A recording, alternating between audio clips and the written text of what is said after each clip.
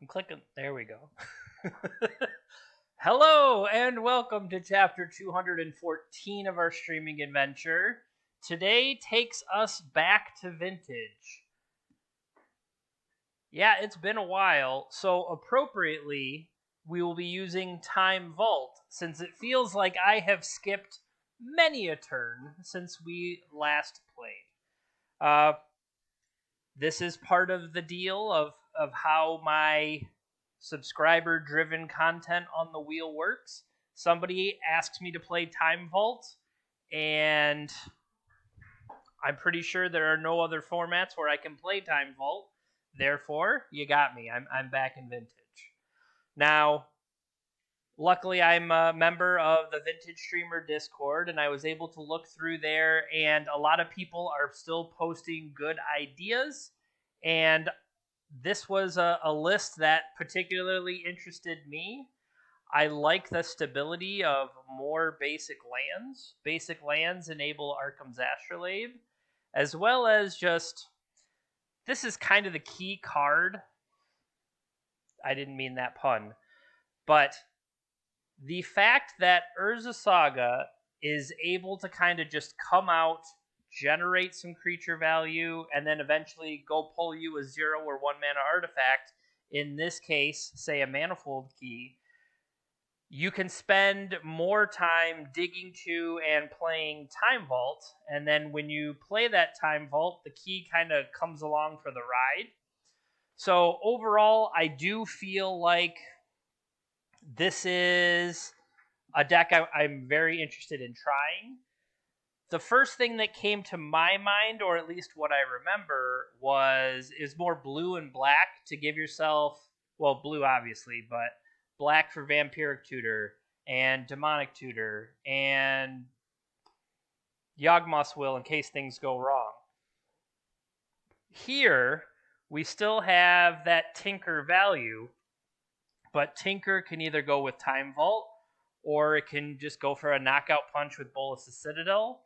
And where we are kind of a low land, obviously low creature count, something like Balance can kind of punish other decks. Now, also, a lot of the troublesome creatures for artifact PO type things is handled by, from the new set, it's called Portable Hole. Now, think of it as a very specialized O-ring, but also the interesting thing is it's an artifact. So, when Portable Hole enters the battlefield, you exile a non-land permanent 2 or less. So, not only creatures, but you could hit Stony Silence. You could hit, Pithing Needle or anything like that. You can snag that from your opponent, and then if it's relevant, that's one more card you can pick back up with your Paradoxical Outcomes. So, this was a list that was posted. It looked interesting. We have good old Monastery Mentor because sometimes you just need to monk somebody. But yeah, otherwise, this seems... I believe that is illegal. They played around it. You can only Portable Hole a permanent your opponent controls. They knew how powerful the Snapcaster interaction would be. Yeah, otherwise that'd be pretty ridiculous, right? Not only do you get the extra draw off picking up the Portable Hole, but then Snapcaster comes right back, ready to go to town again, and then you do it. You play another portal, okay, and then you do it again. Yeah, apparently that was too powerful. All right, so let's jump into a league. Going back to vintage, not a prelim or a challenge. How about a league? It's right here. Oh, I might have misunderstood you. This is my portable. This is my portable.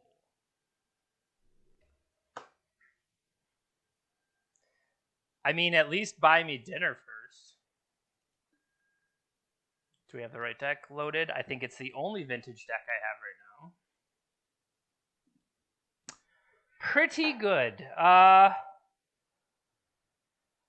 Things that other parts of my life are kind of in an interesting place right now. So I don't know. We'll see where we'll see where they end up by this time next week. Friend of the stream, Steve, who normally lives on a Pineapple Island, is coming. Well, he's already in the United States, but is coming stateside, and we're actually going to try to line up and see if he can join the stream on Tuesday.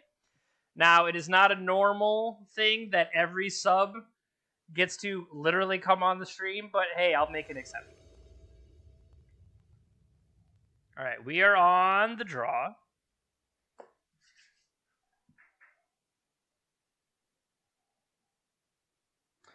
All right, what do we have? We have... Hey, look, I found my hole.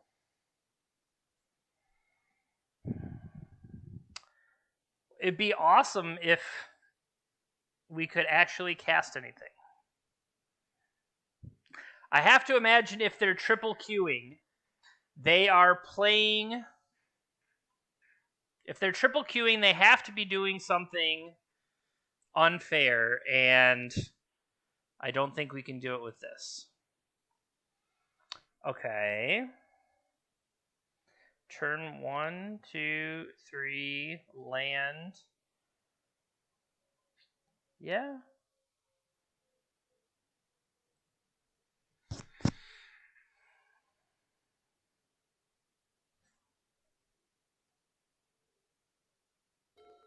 All right, what do you got for us? We mulligan, they kept 7. Ancient Tomb, Mox Emerald, Trinisphere. Cool.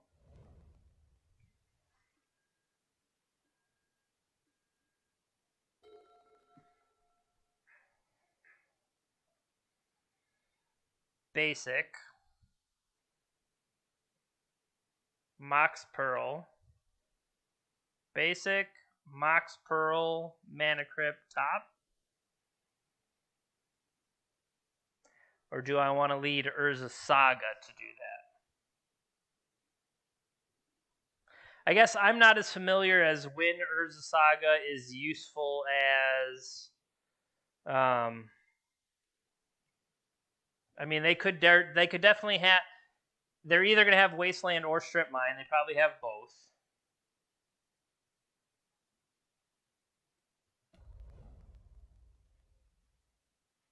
I'm just going to yield to that. Okay.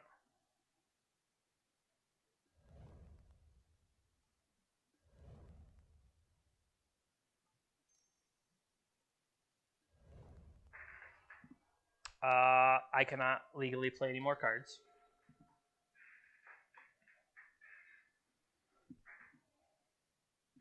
So my thought here is that I sit on Saga and generate... Well, that is obviously terrible.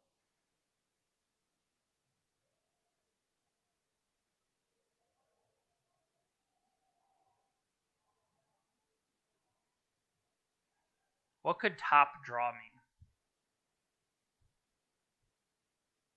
I mean, I would almost rather just...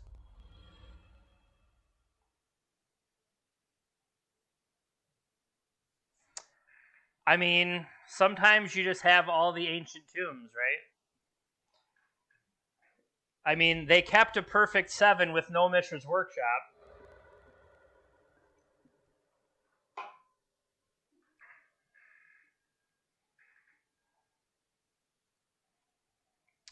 Heads. Nope, tails never fails. It's been so long since I had a Mana Crypt fit, I forgot that tails never fails. How ridiculous would that have been?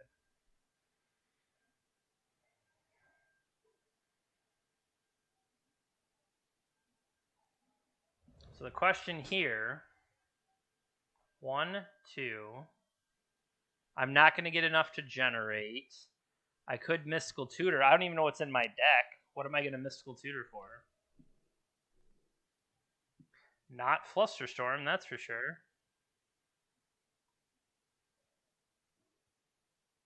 This happens after draw step, right?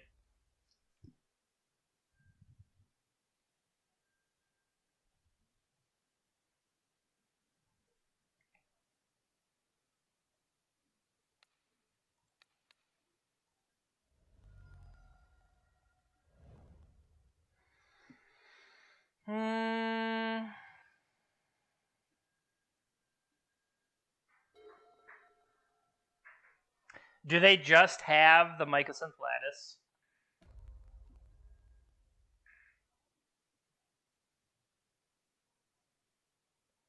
The no workshops singleton card draw?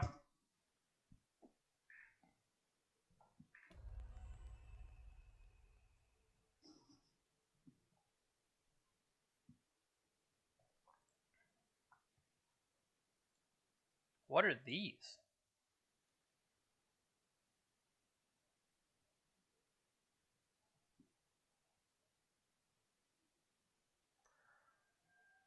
Oh, I probed them to draw a card. Did not even bother to look at their hand. That's awesome. Bravo me.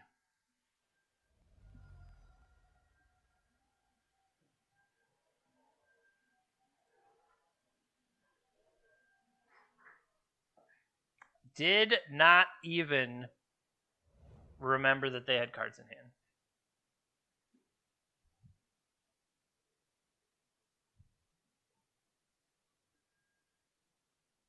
Tough but fair.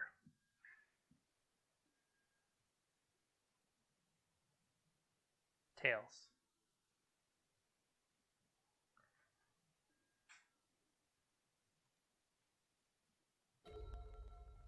So now we'll float a colorless. I don't know. What do I not want to draw later?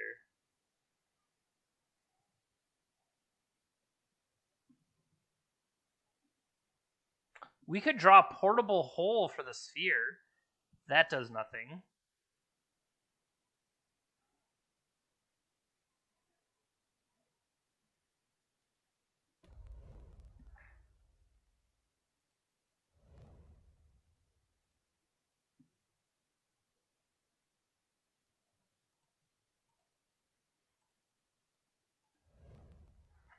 Well, that's a decent one.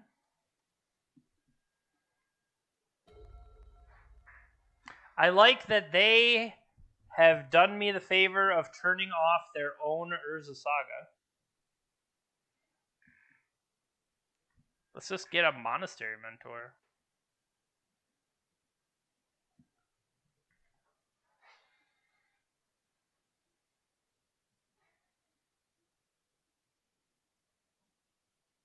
Sorry, thought I had yielded to that.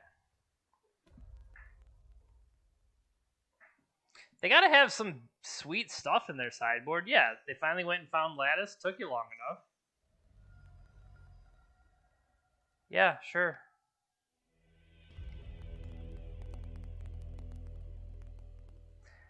It feels like that's kind of Golos Chopsy. All right, so my thoughts are quite easily Flusterstorm out.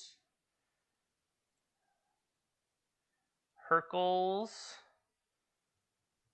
Force negate. Now, are the portable holes good here?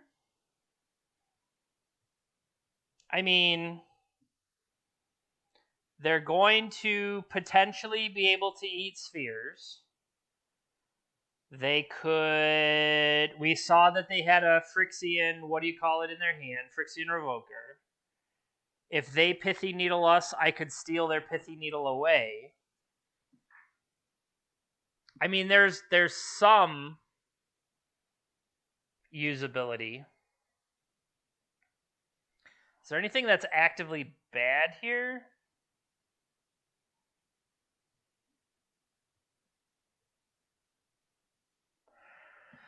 mental misstep in general. Like, I'm trying to picture against most shops decks. I feel like mental. It has been a long time since I have played Vintage.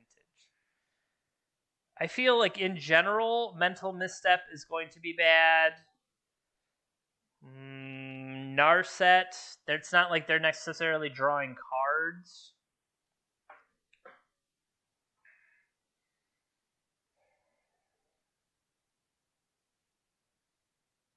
I guess the question is, do I want the extra portable hole?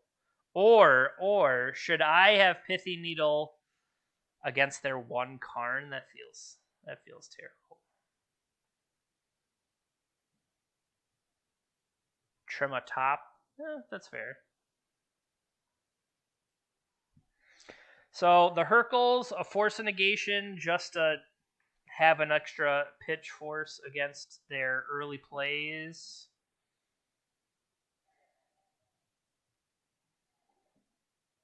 I'll get to be on the play here. That always helps. Play out all my stuff, balance. I like that. Get Mindbreak Trap.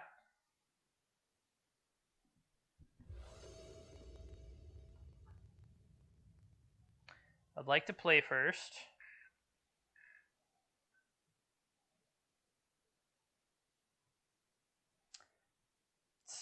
So that would be awesome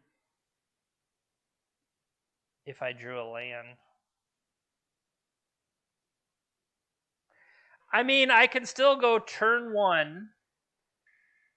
I can play a turn one Mentor, force the first thing they have, draw like a champ, and just have a dead Bolas Citadels in my hand.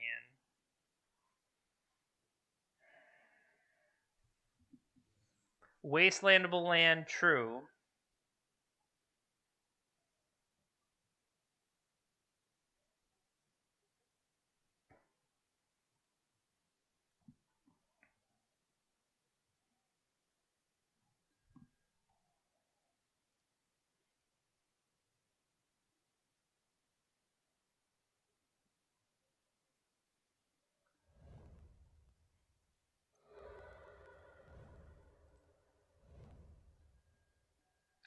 Maybe I shouldn't play the land there. That's a possibility. You may have a Mox Pearl. Pithy Needle. I'll let Pithy Needle happen. Turn off my Flooded Strands. Tough but fair.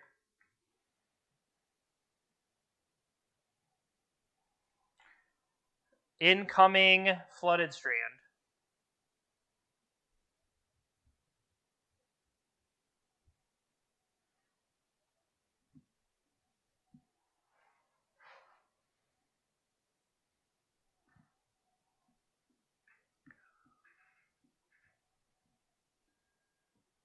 Chalice on X equals 1. Well, I had a plan for that.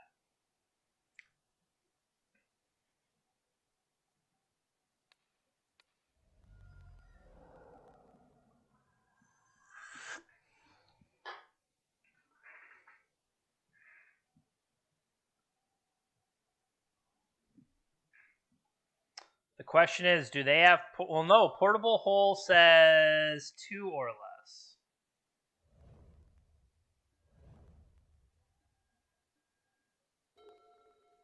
Had it. Had it the whole time.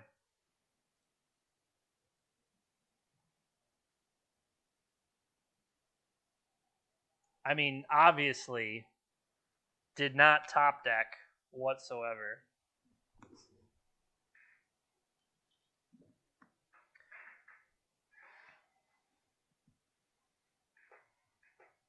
I want my opponent to be like, nice top deck. I could be like, nope, had it.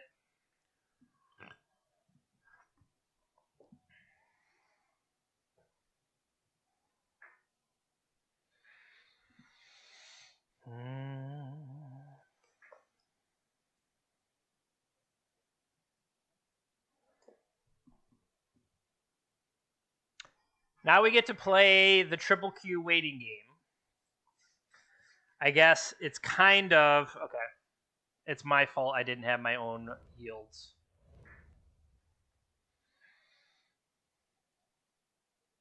Costs a little bit more than I'm ready for.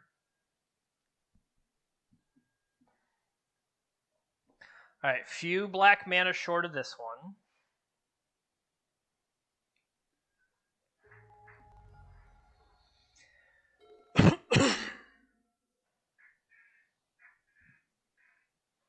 Portable Hole would be a sweet draw here because it still triggers the prowess, and I get to eat probably the Mox Pearl. I mean, it's a 4th mana for them as opposed to Pithy Needle, which is turning off some of my cards. But I guess we shall see.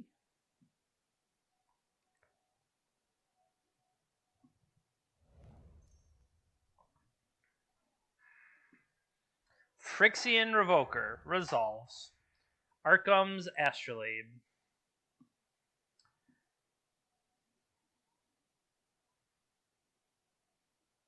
Oh, they had a second workshop.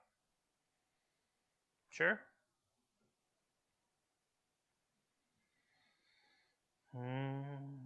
Manifold Key. Yep. They have an unblockable Phyrexian Revoker here. Correction.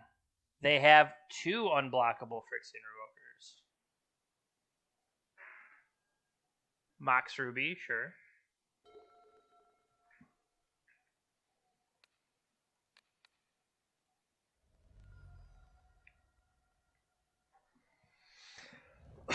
Excuse me. Now, there we go. Which would I prefer to turn off? I think we just turn off... We turn off the one neutering my Astrolabe and swing in for 3, 6, 10?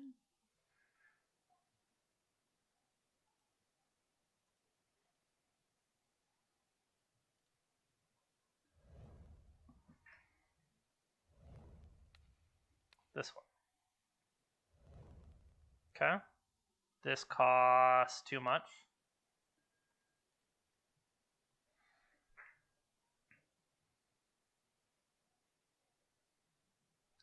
I mean, theoretically, the Revokers could tax, but what if their last card is just Time Vault, and I should have stopped the Manifold Key? Then I look like a buffoon. Right? If their last card in hand is Time Vault. It was not. Okay. Well, based on that performance, do I want another Portable Hole?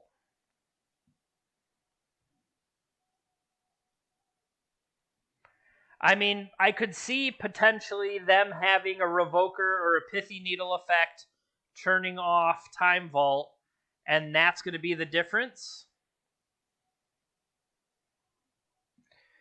Is Portable Hole better than Hurkyl's Recall? No. Merchant Scroll can go get Hurkyl's Recall. What about Mystical Tutor? Mystical Tutor also can get Hurkyl's Recall in an emergency. Against their taxing effects, should I have Sphinx in play instead of Citadel? Is that a worthwhile thing? Put a Portable Hole in, take a Thoughtcast out. I like that idea.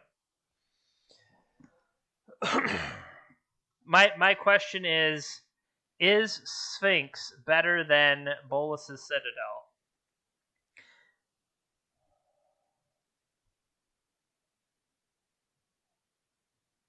I mean, in hand there, neither of them truly mattered, although I could have pitched the Sphinx to Force and had Paradoxical available to me.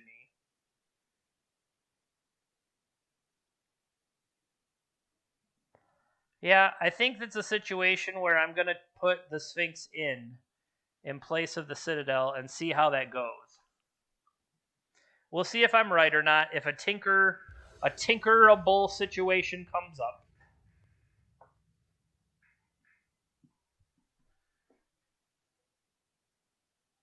Oh, we can view our dungeon information. All right, I got Force, Academy Key, Repeal, nothing going on. And of course, they are keeping their opener.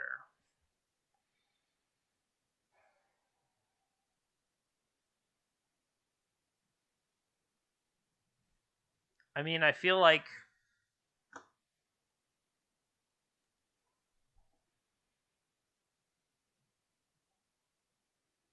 I can stop the first sphere effect if that's even good enough.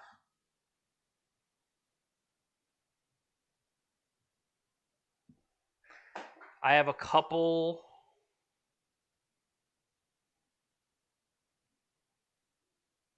That is true. That is a legit reason. All right, how about this? So now here's the question. I have to keep Flooded Strand for the Astrolabe. Throwback Tundra.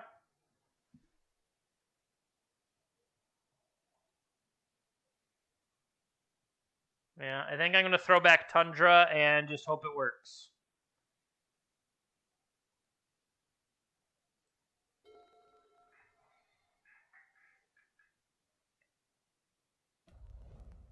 Okay.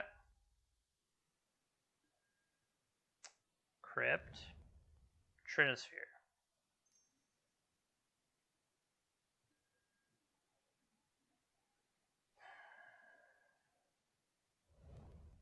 Untap. Trinisphere.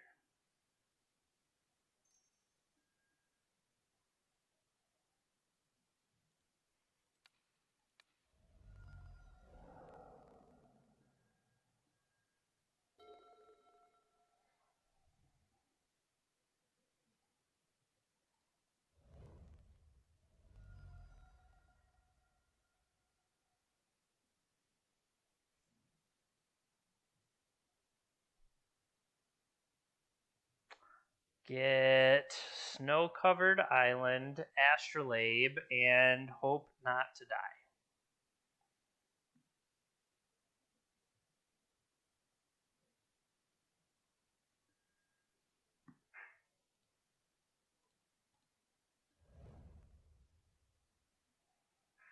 Upkeep.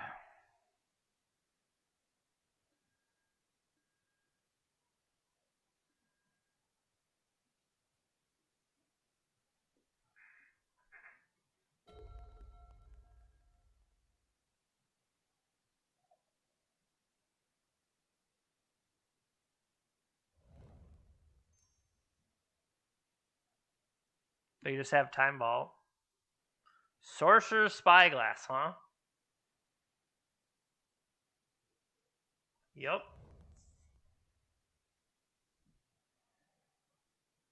So they'll name Time Vault.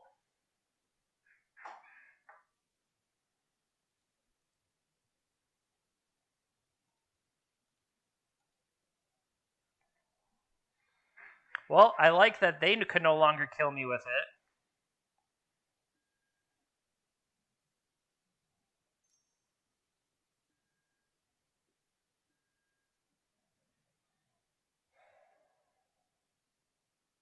Yeah, my thought is I'm going to stop on my upkeep, get me an Ancestral.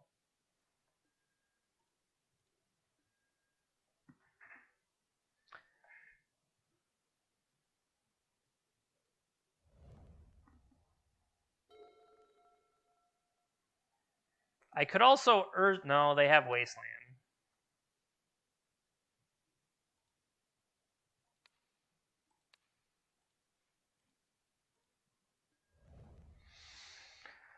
Wow. Wow.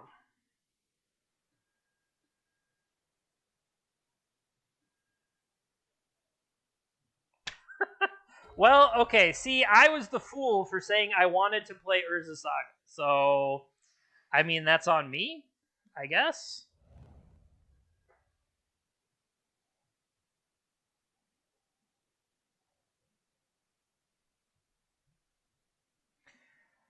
They'll go get another Pithy Needle. Mana Vault, sure. That'll give them a lot of mana.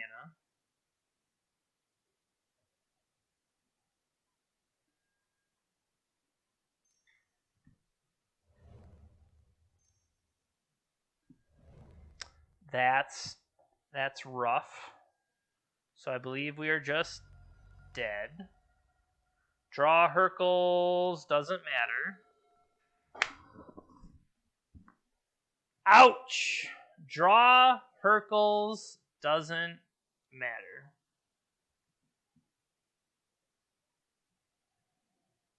Cool. Cool. Cool. Cool. When you can't say anything nice, just say cool. I mean, I think it was like an extra bit of a little poke to be like, well, sure, you can draw a Hercules Recall. You can't cast it. Why would we let you cast it? That's absurd.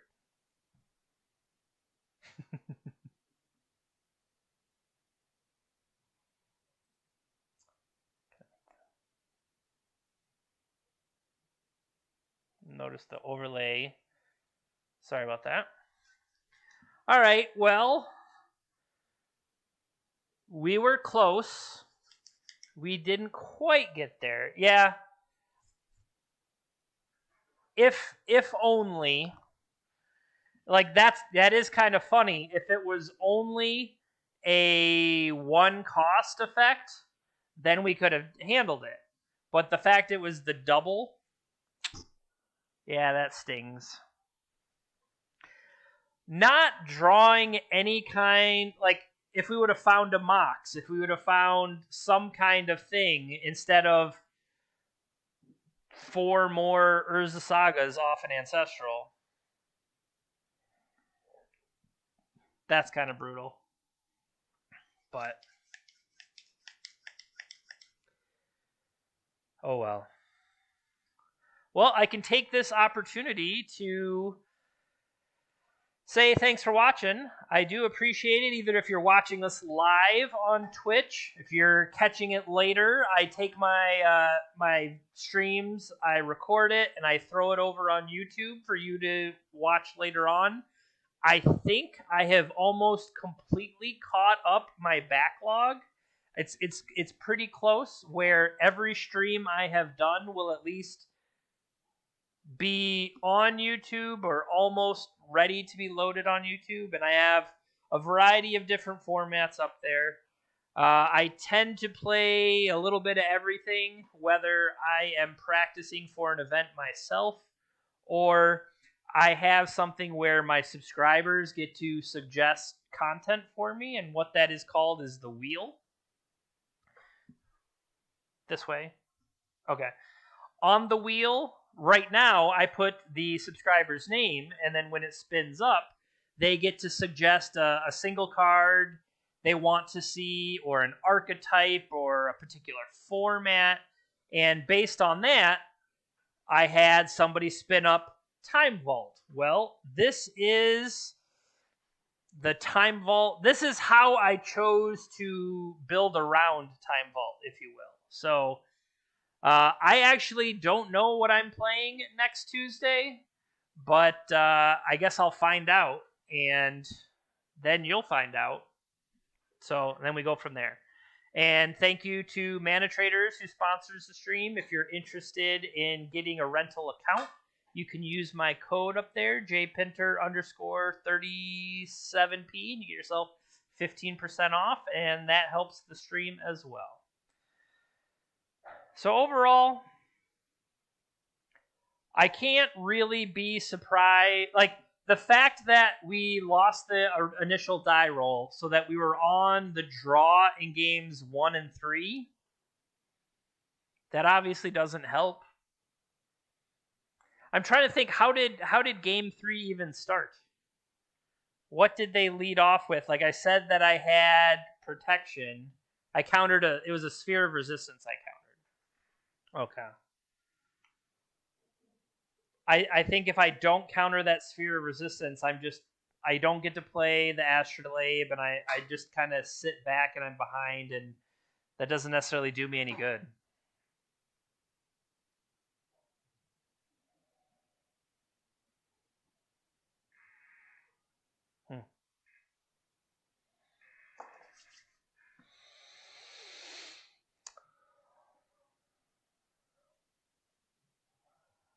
I do want to be famous, but I don't believe I need to be famous by using that spam link in chat. I mean, from what Aaron tells me, I just need to show my hole, and I'll be plenty famous. So let's try. Let's show our hole. Am I famous yet? Here's my portable hole. I found a foil one for the same price as the regular ones, so maybe it'll go up and I'll be a millionaire.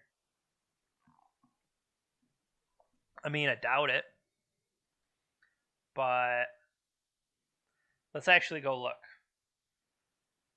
Goatbots. Searching Goatbots for a portable hole. Ooh, they're already more expensive. They're already more expensive than they were when I bought them for 9 cents. So I bought them for 9 cents. I can already sell them for 10 cents. I'm a genius.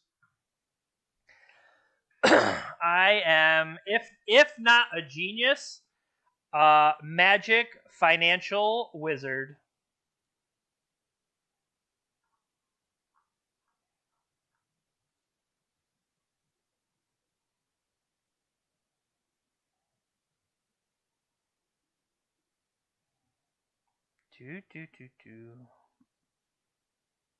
What? Oh, I thought I heard a noise that the round was starting. Yeah, I just sat here, and it's like the previous days where you just hit refresh. So what are the current prices? Tiamat is set. Why would anybody want this? If you cast it, search for 5 dragons, and they go to your hand.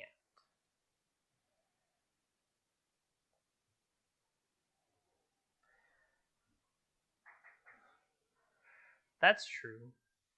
Okay, 5 mana, 5/5. Ward 5 if it's untapped, so that's similar to Ojutai. If it deals damage to a player you draw, if you have fewer than 3 cards, draw. So if you're empty-handed, or you attack, they play something, you counter it, you now have less cards in your hand, it connects, deals damage, then you'll draw up some cards. That's not worth $10. Demi Lich. This spell is very expensive, costs less to cast for an instant or sorcery. Okay. So if you spend the mana to cast, like, say, cantrips, it's coming off the price of playing the card itself. When it attacks, exile an instant or sorcery and copy it. Manamorphose, that is clever. Alright, Manamorphose is clever. We won the die roll. Yes, please.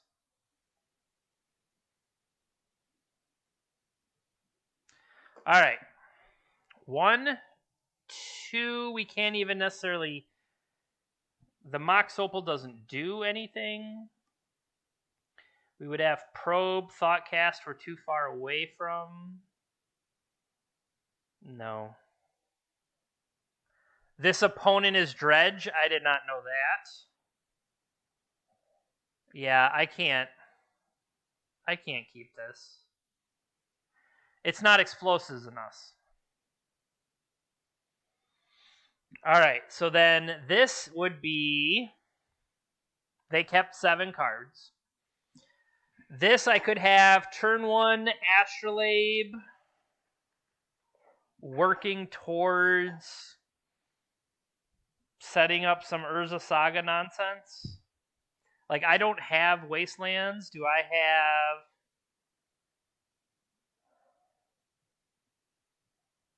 I mean, I really am hoping to get there with a couple cantrips. I mean, if you hadn't told me that...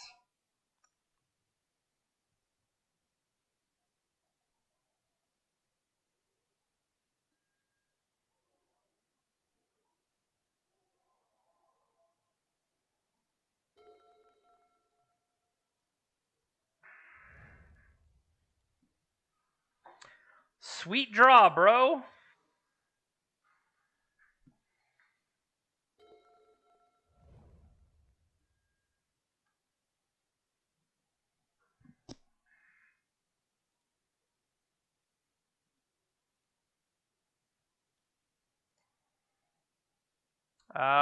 Shambling Amalgam Ichrid.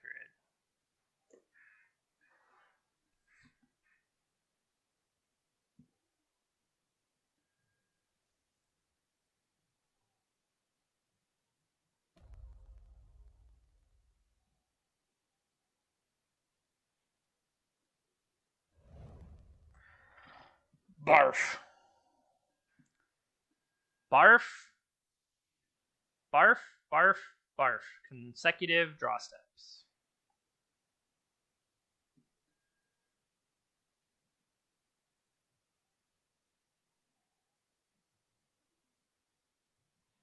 Force of Vigor. Did they hit?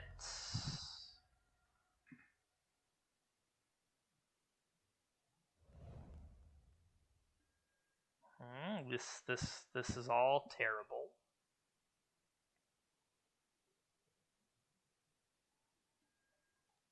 Sickening Shoal.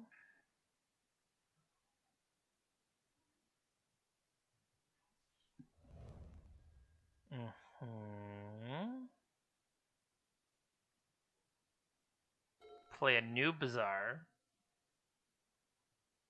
Nope, no Bazaar, just attack for 3. They did hit a bridge, though. They have a bridge. No blocks.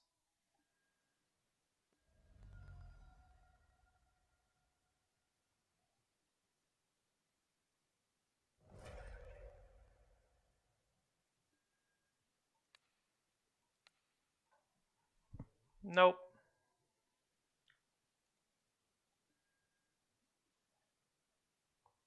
Oh, terrific. There are multiple in there. Terrific. I mean, I kind of have to force it because they're going to name Force.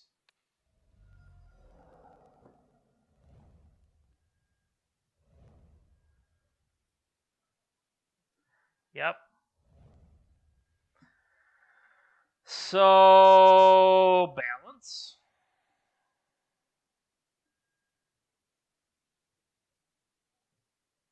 Nope, 4th. Got to draw the 4th Force of Will. Cool. Nice Force of Vigor. 3, 6, 7, 8, 9, 10, 11, 12, 13. Okay, they actually have to play it, though.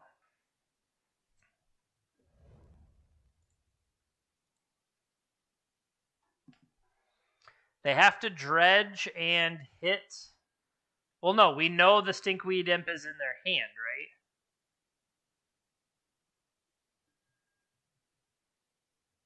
right? Okay, I just get another turn to stay alive? That seems random. Oh, no, it's upkeep. Why would you not put the trigger on the stack? That's kind of weird. I guess they figure, what does it matter? I'll just kill him. But I mean, giving me an extra turn is polite.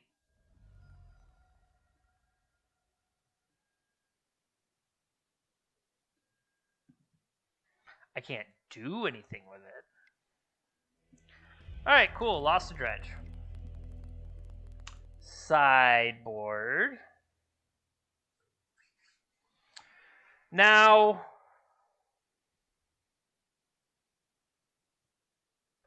I was going to say, do you normally, especially seeing that they have Force of Vigor,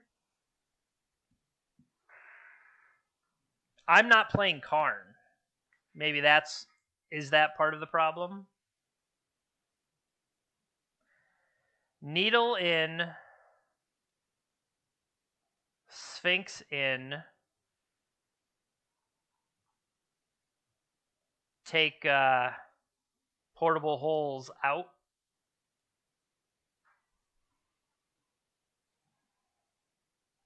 Is Bolus's Citadel an out? Yeah, I thought when I hit upload I did yours, but I think I might have done his instead. Sorry. Flusterstorm did something there, but it's not. Well, Flusterstorm can fight Force of Vigor, and maybe that's better. I want to fight over Force of Vigor, not necessarily Force of Will type stuff.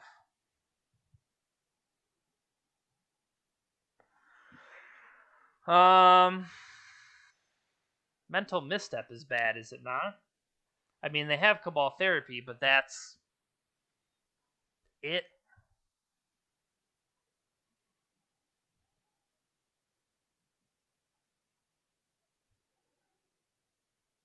Cut Probe. Do you like the idea of more forces or more flusters in, or no? Is there any amount of trading flusters for Force of Will itself? Or should I just be cutting? Should I be cutting Force of Will and bringing in? If I brought in these other flusters, then I'm just relying on Fluster instead of Force of Will, and I don't feel too bad about it. Like I said, it's been a while.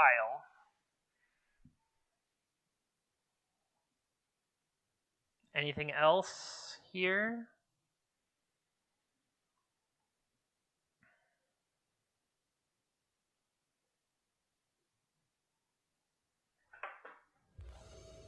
All right.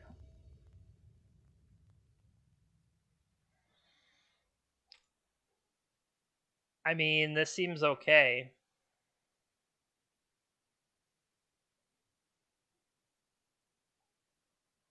I'm going to turn 1, Island, Astrolabe. The question is, do I bother to put a Crypt out this early?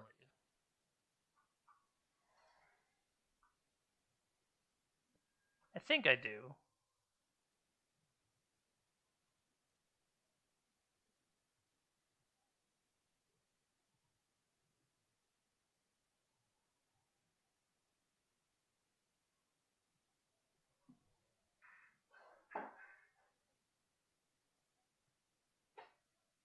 I mean, they haven't done anything yet, so maybe I don't necessarily want to run Crypt out immediately.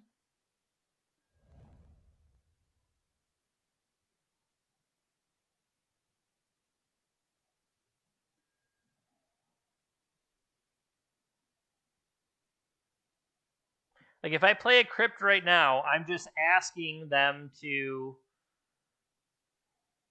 I think I'll wait.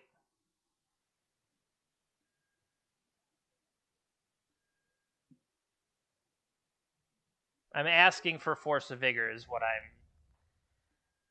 I'm hinting at there.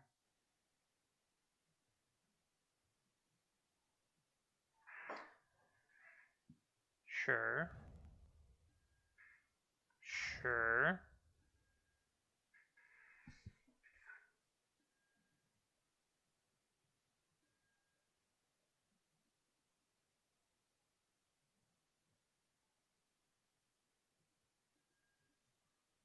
I mean,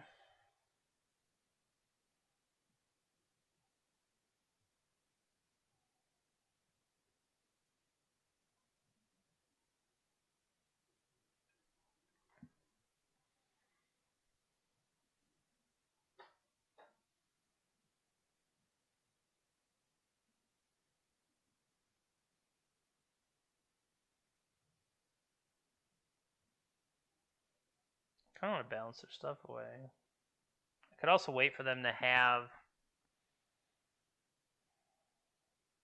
I'm holding cards in hand.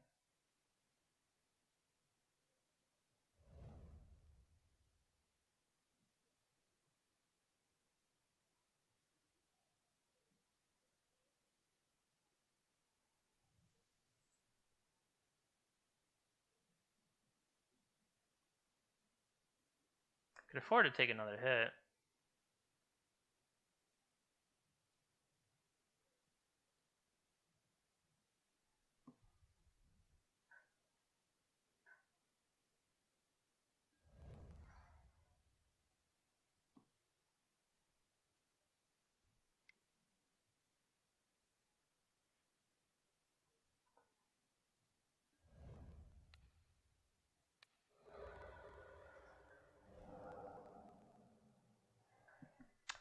Yeah, I'm still sticking around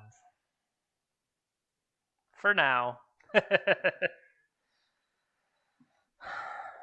can't actually repeal anything, but I could get to my. Maybe I should have played out. All right, maybe they're just a terrible person.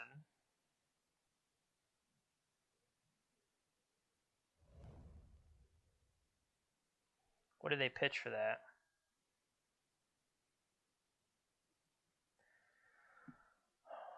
All right, so Bazaar pitched a few more things. They have another Bazaar. And then I can follow this up. So they have no cards in hand. I'm liking this so far. So I don't necessarily want to. Yeah. Let's get a Tundra. I don't know what I'm waiting for here. I get a Tundra.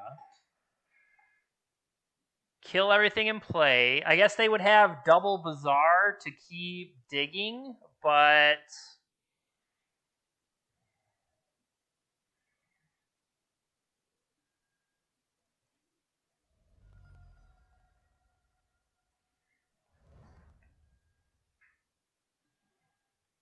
So the Pithy Needle is gone.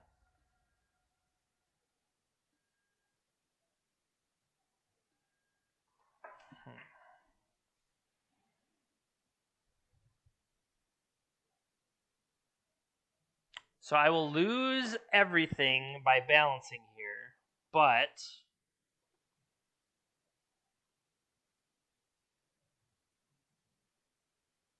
is there a way to play Tormod's Crypt, bounce it? I've now replaced it under repeal. Maybe find a Mox. Maybe find.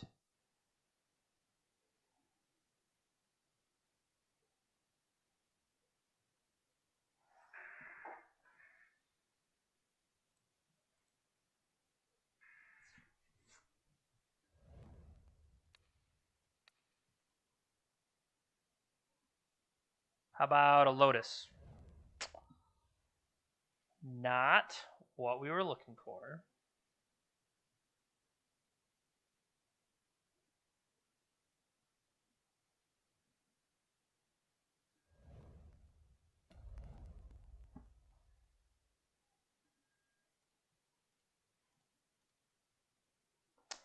All right. Hey, choose 2 lands. I want Urza Saga and I want Tundra. Discard all the cards in my hand. Sacrifice all your hollow ones, please. What sucks is I think we only have 1 Pithy Needle.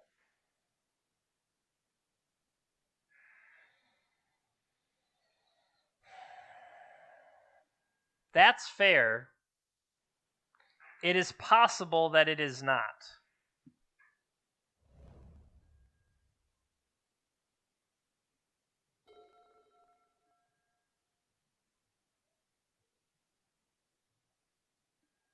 So if I do nothing, they will get a prized amalgam in play.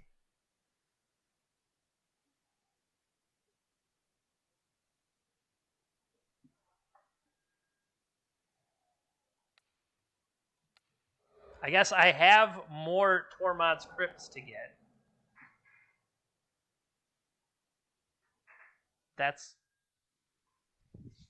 This is an interesting way to play the end of turn. Okay. They can trigger a future prized amalgam. That seems legit.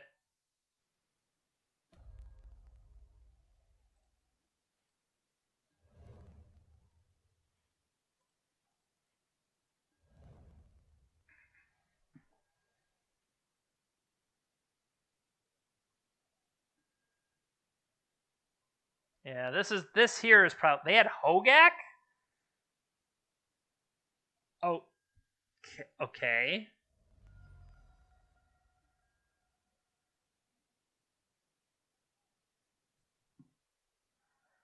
Sure. There's a lot going on the other side. I mean, it's Dredge. Were we really ever going to beat Dredge? Spoilers, no.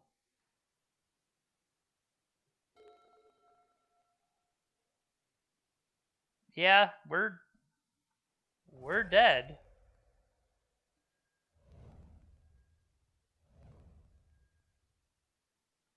Are they going to run the classic Abandon Hope? Nope. Oh, they chose themselves. Here it is, max value. You should tap prized amalgam. Honestly, it's a black creature. Come on. Just showing off a bit. I cannot fathom what gets me out of this, but I'm going to block, and I'm going to see what we can draw. Mm-hmm.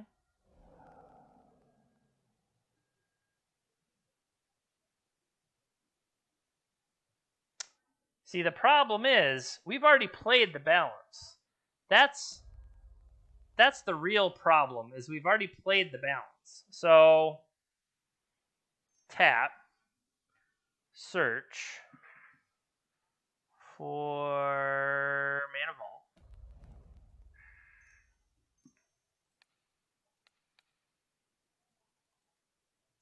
Big bucks, no whammies. This is a good amount of whammies. Bum bum bum. Bum bum bum.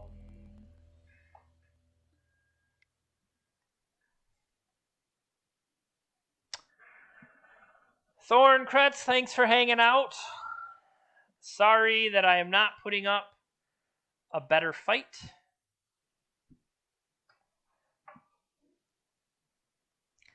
To be fair, I think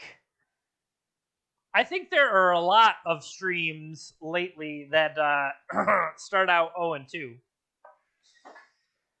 I mean, they quickly become 0-5, but they aren't all 0-2. Yeah, look at this one. This one was win-win, and then I lost two. Sometimes there's wins. Just saying.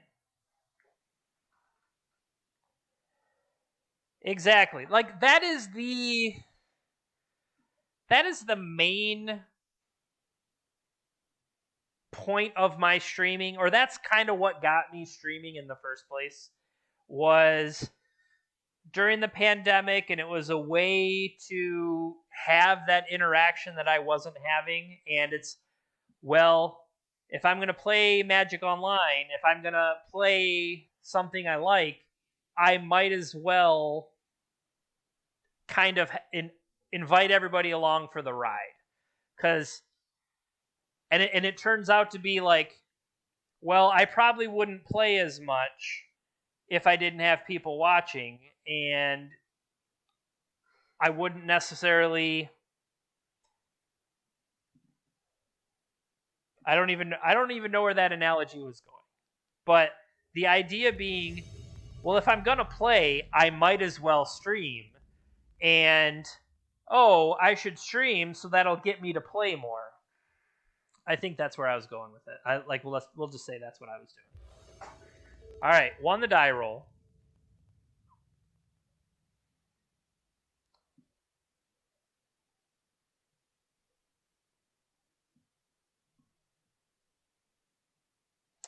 All right, so no mana, nothing. Mulligan. 1 mana. It's the wrong color. A Mox Opal here. We would have Gitaxian Probe as a redraw. I have 13 lands. 13 lands. 1, 2, 1, 2, 3, 4, 5, 6.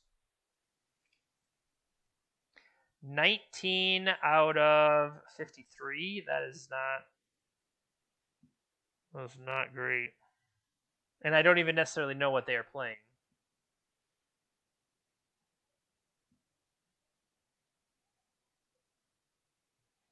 All right. So keep this. Keep.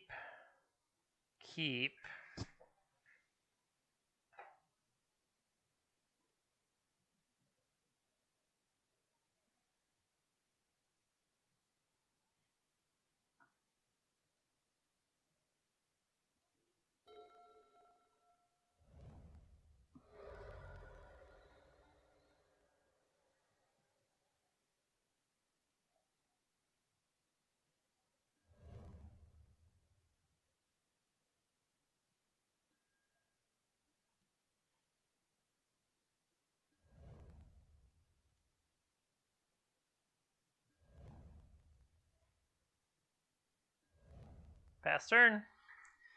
That was pretty good first turn. Force of Vigor. Turn 1 kill you.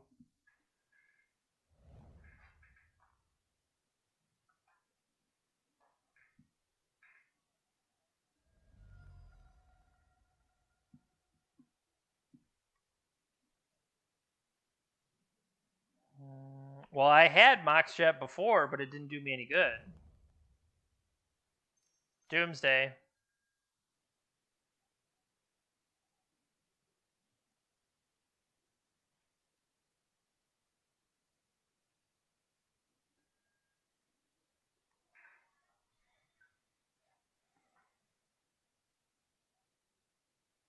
So the question is, do you fight over this?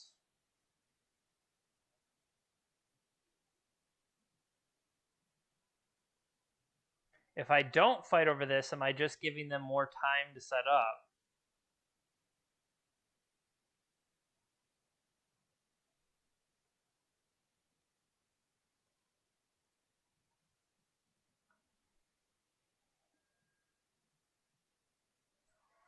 That's fair. Wait, like what if that's just a value time walk and they're not even getting anything off of it? Then I throw away a paradoxical outcome for no good reason.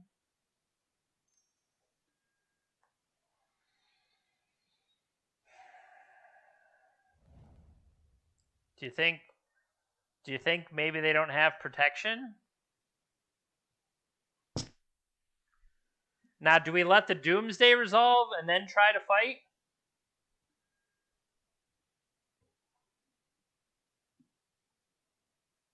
They have 4 cards left.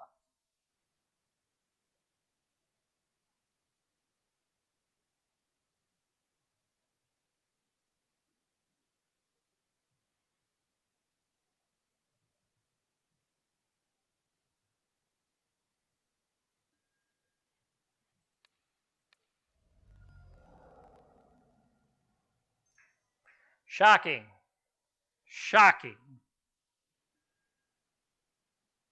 I'm shocked. I am shocked.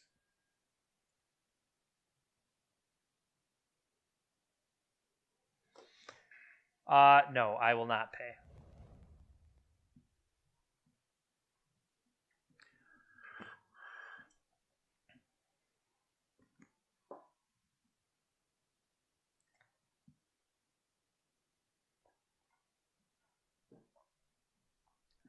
And now we sit here and see whether or not Doomsday. So what do we know is on? Well, we know top is on top,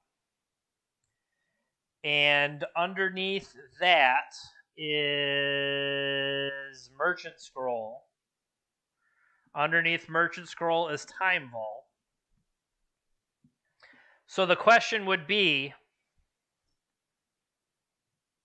do we play and spin top looking for an ancestral? Do they have multiple answers? Did they only have one answer? I mean, it's Doomsday. They have 4 answers. But like they currently don't have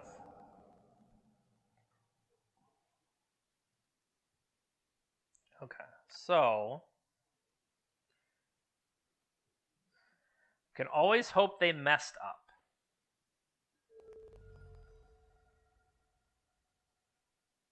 So they probably have. So here's a Street Wraith, Street Wraith, Street Wraith, Street Wraith.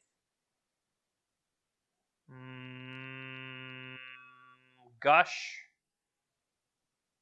I do not see Ancestral. I do not see Black Lotus. Here's a Daze. Is there more than one Daze? Time Walk. Here's one Oracle.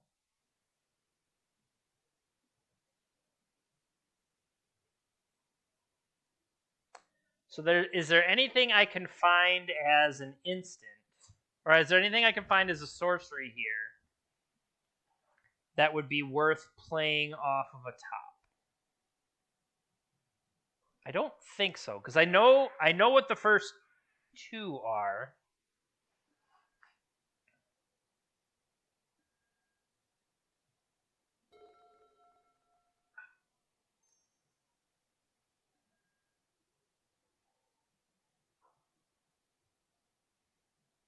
See, so here, I think, well, show me the third card down as Ancestral. It was Black Lotus.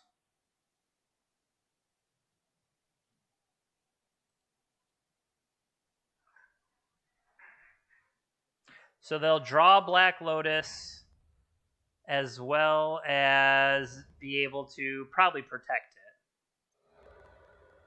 Yep. Cool. Okay. So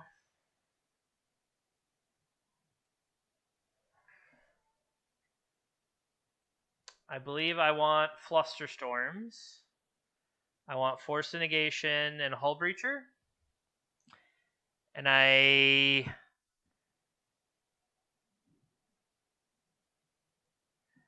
Doomsday, what is Doomsday going to have? Doomsday would have card draw, counter spells, demonic. I'm thinking what would mental misstep give me?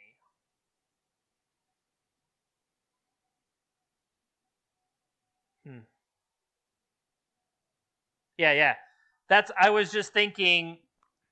Obviously, they have their 1 mana cantrips, etc. So yeah, mental misstep is fine. So I'm looking at Flusterstorms, Force Negation, Hull Breacher in. Yeah, I can agree. Balance, like basically this is like the creature removal type thing. I think balance would also be poor here.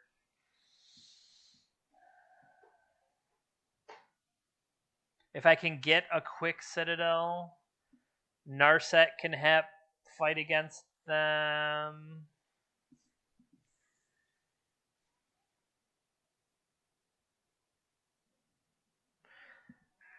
Is it worth cutting an Astrolabe?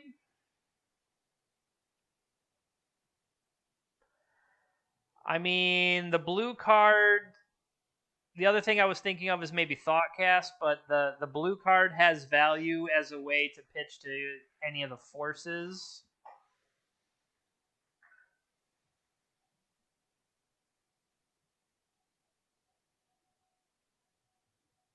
Maybe the other top.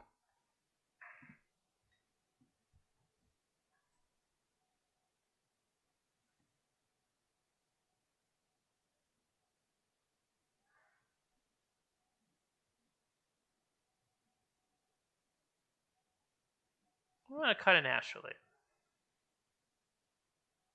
We still have 2. All right. Holy crap! I mean, this has a lot of good cards in it. I'm not allowed to play any of them. All right. This looks promising. Of course, why wouldn't they keep 7 cards? Keep, ship. All right, so 1.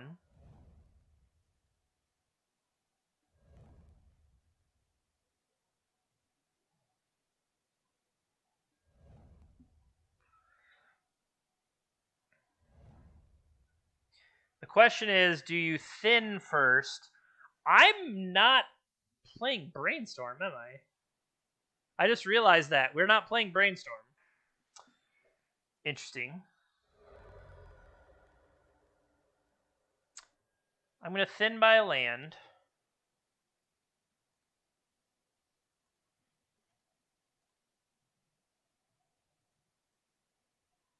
I mean, that's reasonable.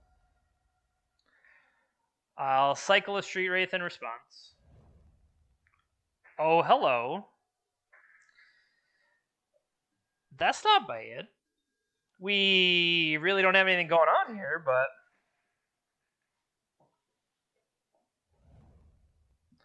Nice Dark Ritual.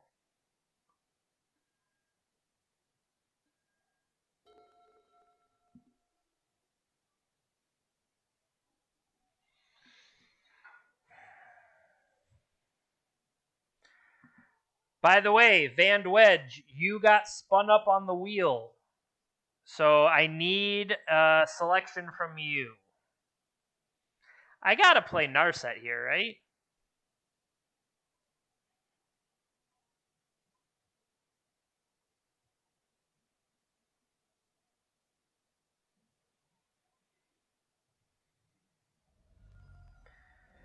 Force pitching Mystical Tutor.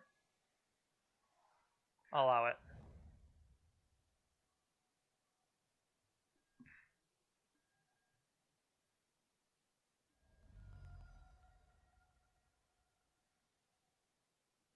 Where did you guys go? We tried somewhere different than our normal. We normally have gone to Maru in the past, and it was called Ginza? We just stopped the Vampiric Tutor, right?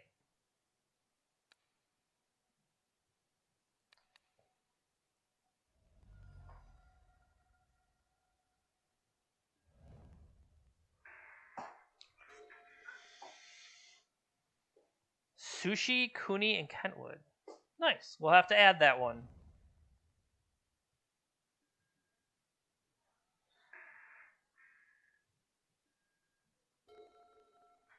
All right.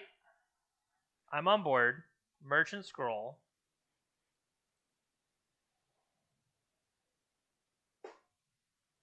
I don't know if I know that one. No, that does sound.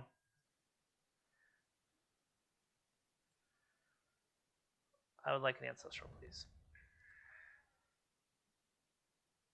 So you can give me either a single card, a format, or an archetype you want to see, and we can stretch the rules a little bit. You can give me play this archetype in this format or play this card in this format. But the idea is, instead of locking me in on a specific deck, it lets me have a little bit of leeway. That is my plan. I have not played Pauper. No, that's not true. I think we ended up playing Pauper Burn once. I'm 84% sure we have played Pauper Burn.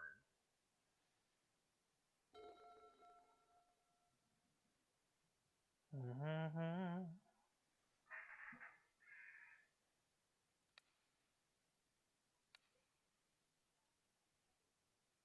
Can I have this one?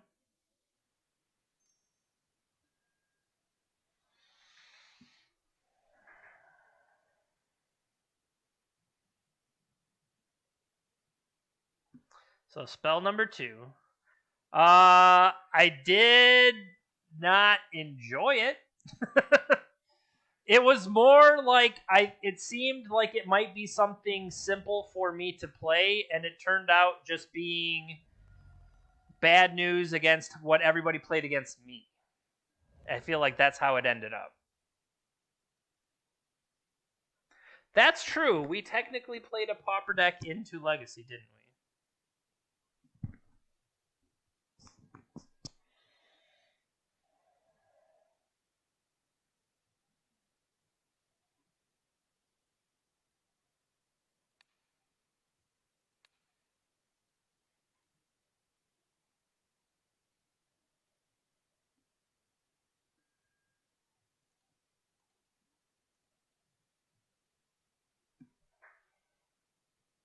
Do you have a Flusterstorm for me?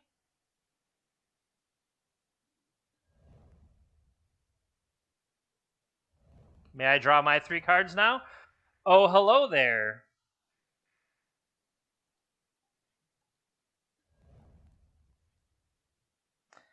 My sad land is that. Now here's the question. Do I sit now? They had shields down. What are the likelihood we're going to draw?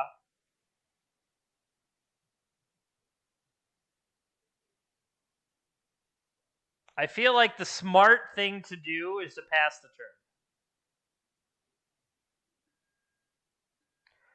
Don't go greedy for the thought cast. Wait for them to go for it and force negation it.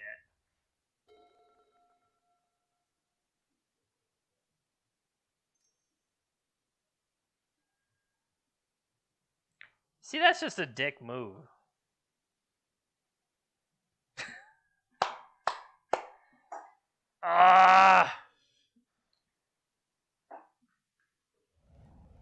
Really? I guess, yeah, take away the thing that I could actually do, right?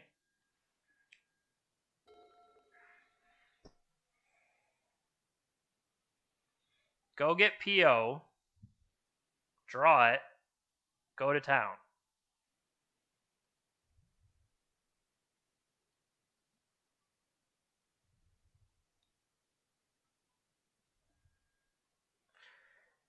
All right, go get Tinker, draw it, go to town.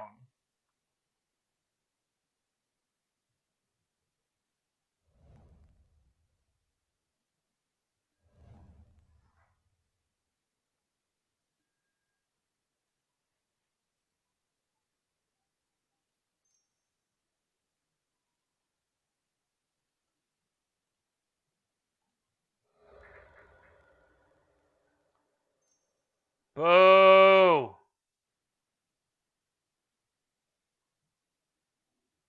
Boo. Hardcast days, I will pay.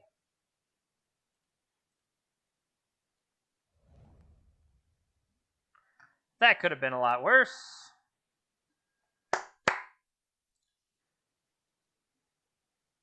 I'll choose that card.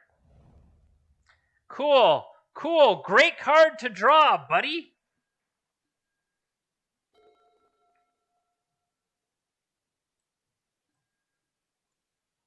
I guess what's going to be nice is that goes in my hand. Okay. Play a land.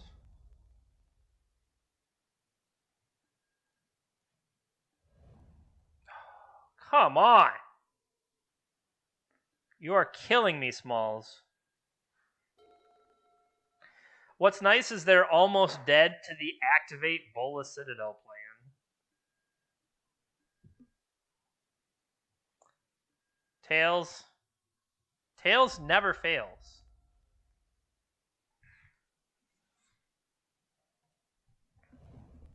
All right, nice one.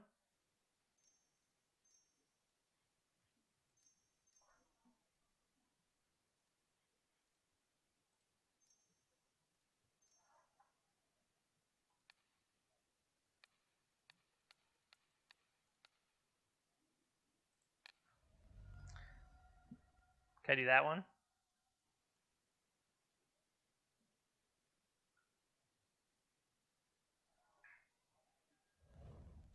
Whew. So what do we got floating? Use snow mana.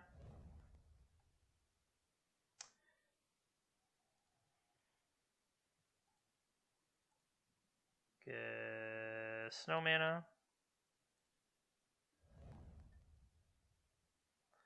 Okay.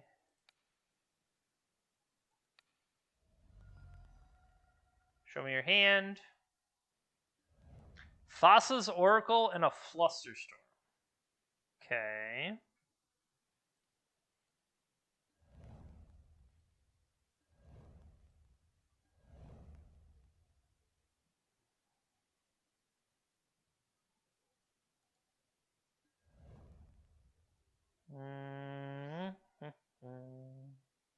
Do we have a we do not have one of those in play yet.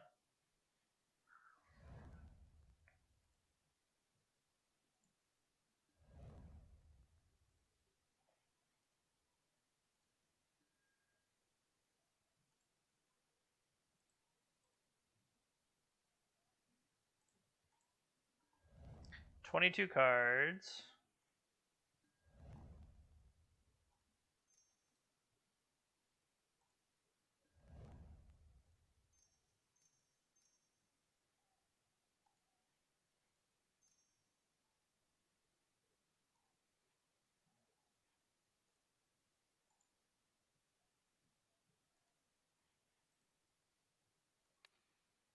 One, 2, 3, 4, 5, 6, 7, 8, 9.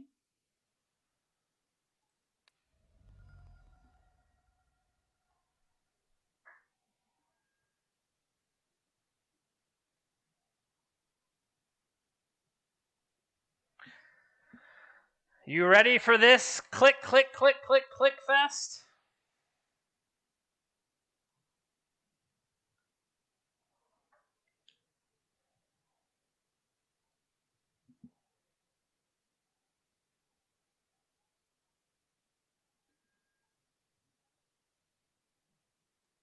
I mean, that's true. We could just go back to using top.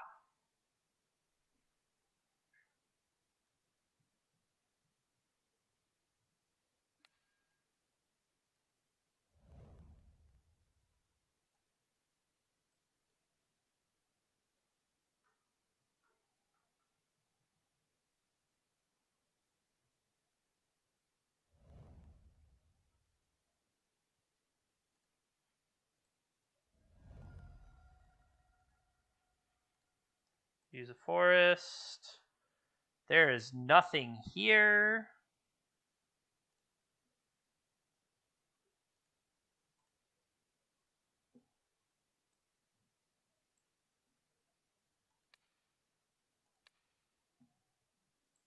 Why would you use my snow mana first?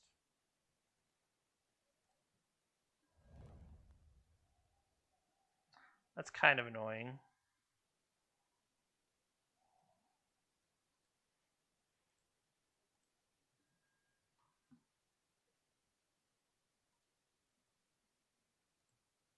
Yeah, that's what we meant to do.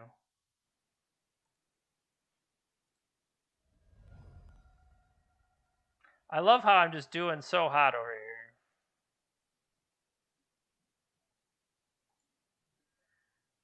Slowly.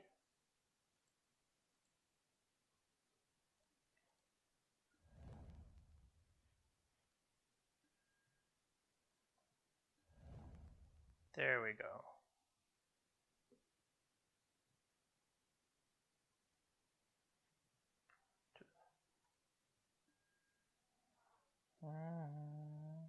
Vintage hate bears. All right, I will pencil you in.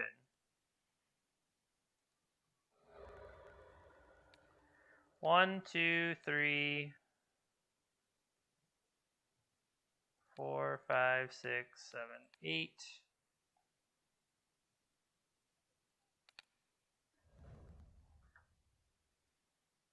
Okay. There she is.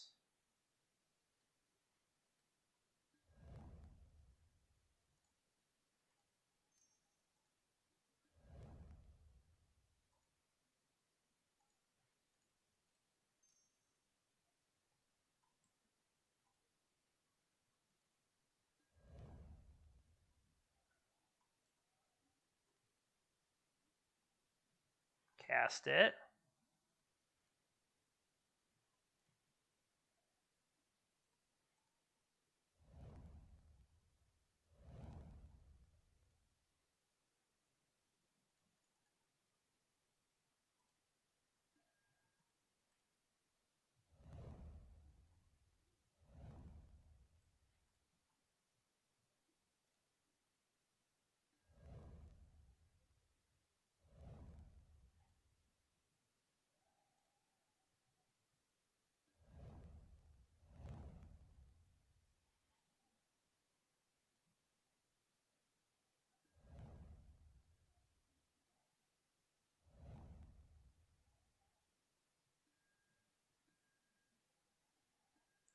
Discard, discard, discard, discard, discard.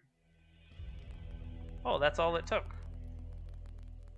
All right, sorry for that riveting, exciting gameplay. I haven't played where you get to draw 48 cards up into your hand, and it's been a while. It has been a while. All right, we need to get Vandwedge on the board for Vintage Hate Bears.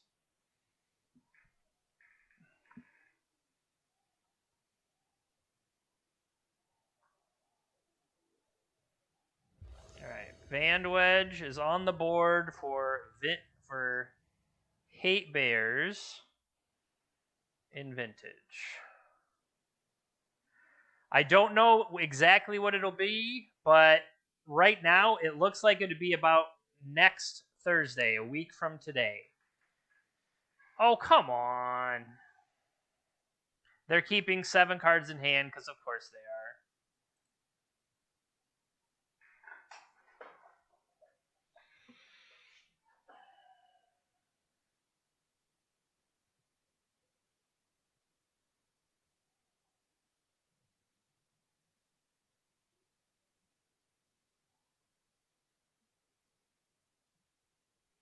One blue for Ancestral.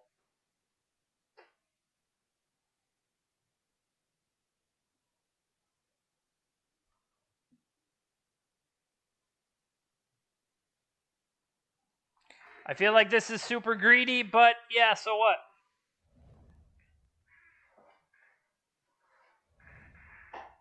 They'll probably just kill me on the first turn because they kept 7 and it really didn't matter what I did. And I'll just say, okay, cool. I didn't mean it. Oh, come on.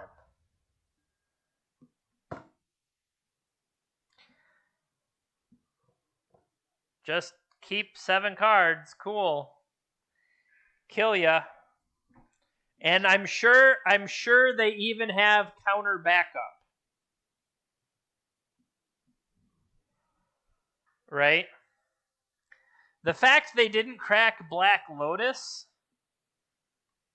The fact they didn't crack Black Lotus to be able to also get the card again, I don't know, maybe they don't need it, but...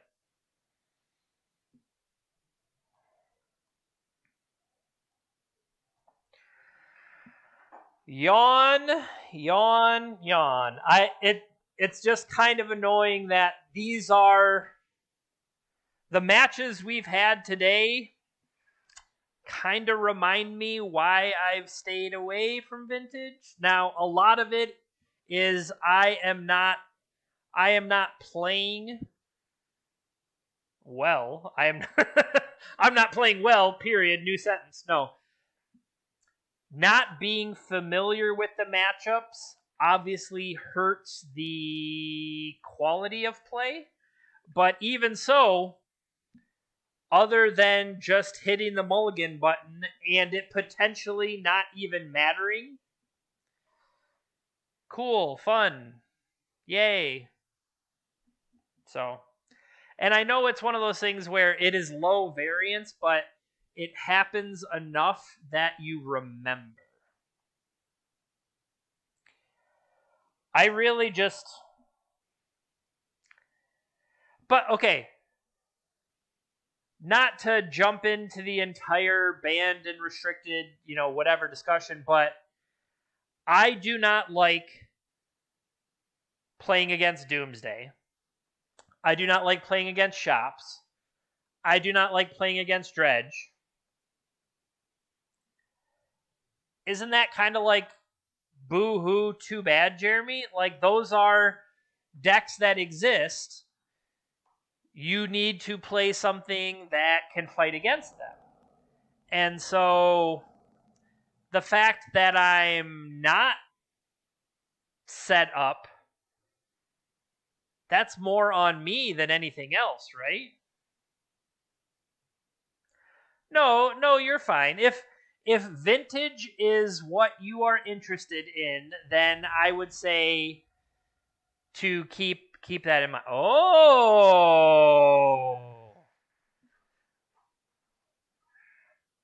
we got to draw?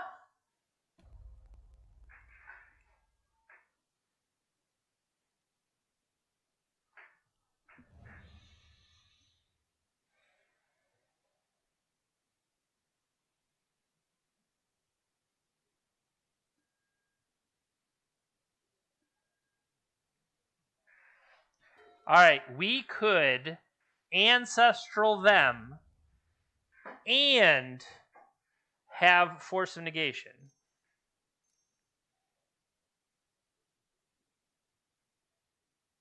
Does Gush?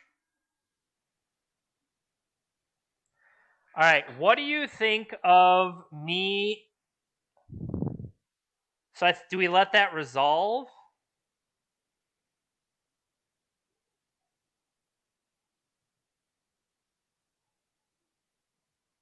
Because if I Ancestral them, maybe they... Well, okay, this would mean they fight over it with less cards in hand, though, right?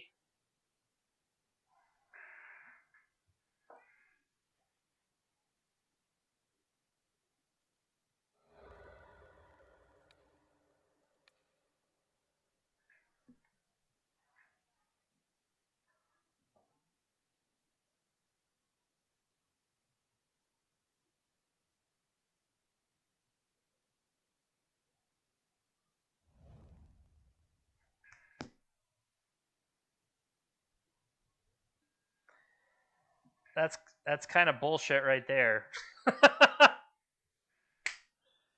They're going to fluster their own spell, and now Force of Negation can't stop.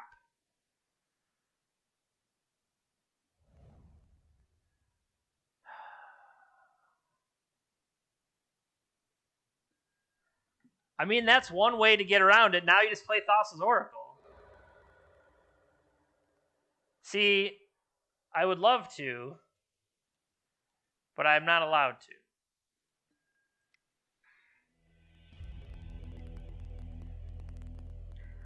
Wah, wah.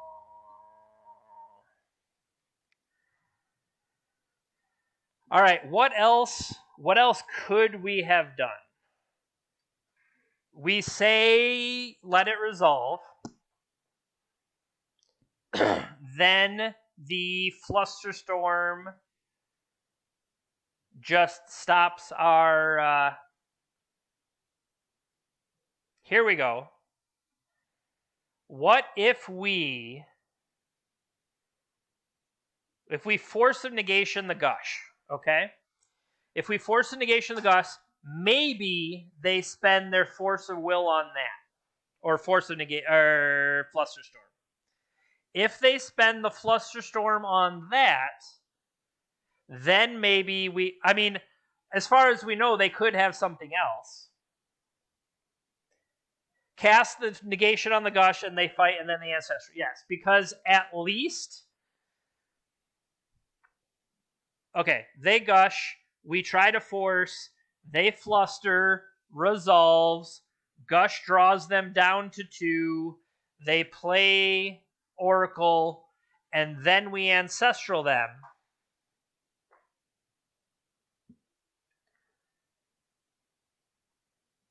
Maybe that works. Or we let the fluster resolve and then try to ancestral them right there.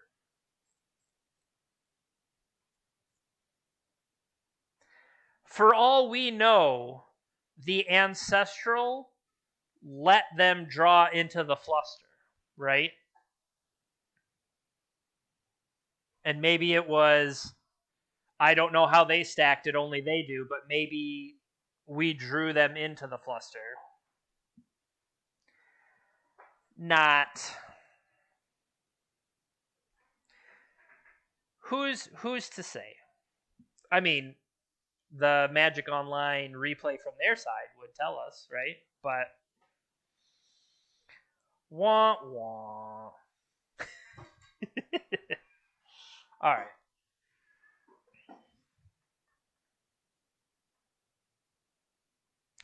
No, that's a good point. When they're now the resources needed to go for it are mana, the combo, and interaction. So having the mana up front, or not having to crack Lotus, being able to go off a Dark Ritual, for example, makes it that less impressive. Or is actually more impressive because they turned Dark Ritual into the Doomsday, and then Lotus gets to sit around and not need to eat up one of those spots. So now suddenly any blue card in hand is just extra force of will fodder, anything like that. And by having Gush, they could already kind of get into the pile.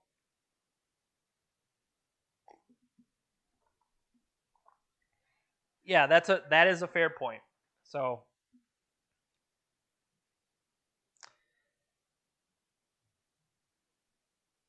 one thing's for sure, Hate Bears would have stopped that combo cold. Okay, so on their turn 1, okay, gotcha.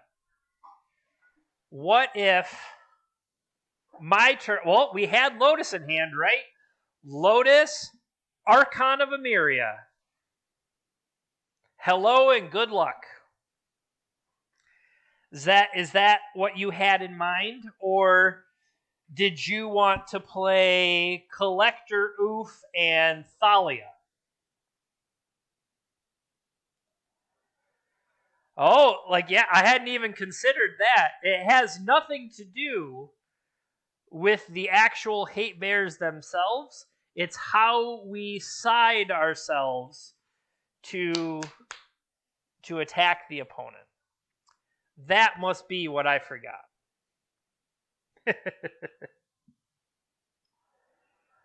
Huh. That is a suggestion. I don't... that is a vintage legal card you are allowed to play. No, see, the good thing about it is they just say play vintage Hate Bears. I get to choose how that exactly happens and whether or not it's like the worst thing in the world for me. So I don't get locked into a particular list, but I have to try to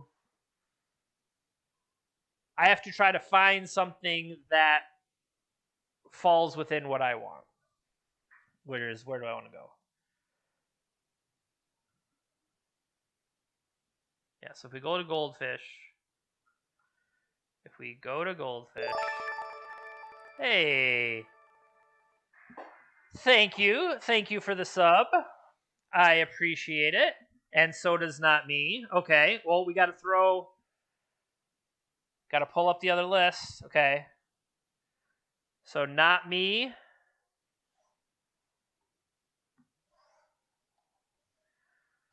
Not me is next to jump onto the wheel. Actually, no, we already have a spot for him because we spun one more on top of the other. Now, Not Me's last gift sub is what has him on deck here. So, Not Me still owes me something as well. But thank you kindly, Van Wedge. Okay. What was I looking up? We were looking up vintage metagame. That's right. I forgot. Bolus's Citadel.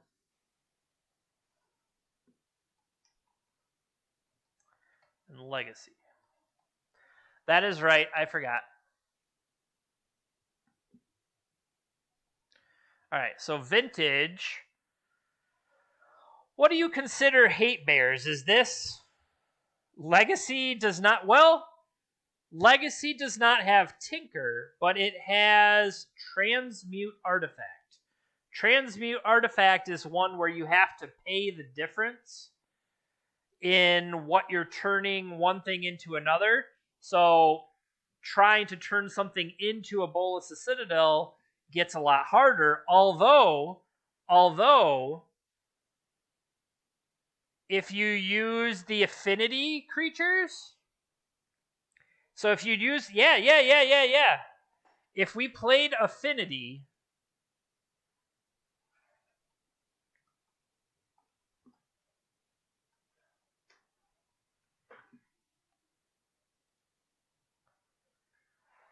okay. Oh, what is this? There's a Magic Online art. This is the one I have. I have the Antiquities one. Sacrifice an artifact. If you do, search for an artifact, search your library. If the card's value is less than or equal to the sacrificed artifact's value, put it on the battlefield. If it's greater, pay X, where X is the difference. Now, sure, that seems like a great plan, right? We'll play Mirror Enforcer, and then we'll transmute it into a Bolas' Citadel. The problem is there's now another Mirror Enforcer on top of our library. And we're going to pay 7 life for a 4/4.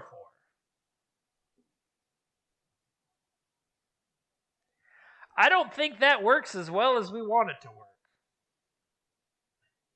I could see that going.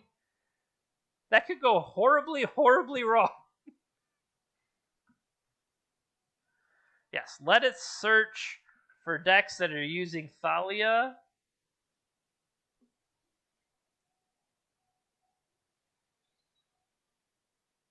No, Bolas' Citadel only costs 6. So now it only costs 4 mana to tinker. I think the bigger problem with Transmute Artifact is that we do not have Moxes, and we do not have Tinker.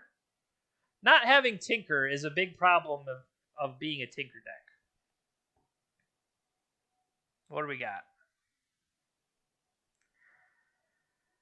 Esper Sentinel. What is this one? Is this the taxing effect creature? Leonin Arbiter, huh? Really Really playing that. All right, round 4. One thing I can say is I can win a die roll. Can't really do much else. All right, so Astrolabe is dead. Turn 1, Ruby. Ruby, Academy for Ancestral. We could also wait till their turn to see if we need to Flusterstorm.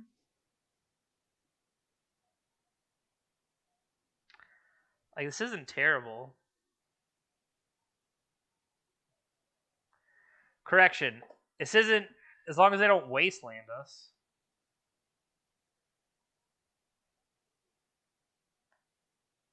They mulligan to 6. I feel better already.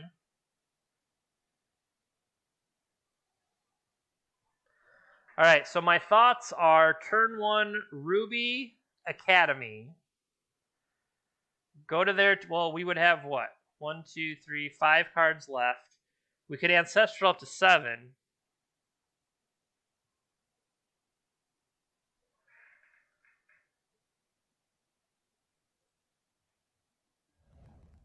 They F6'd.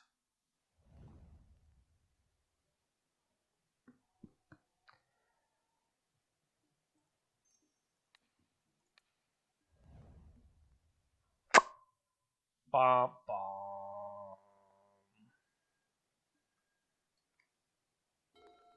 All right, come on, Mental Misstep. Oh, no! Son of a bitch.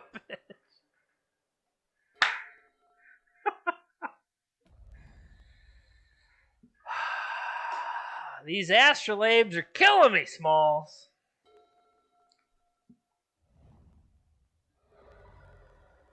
Oh, no. Oh, no, are they the Hate Bears deck?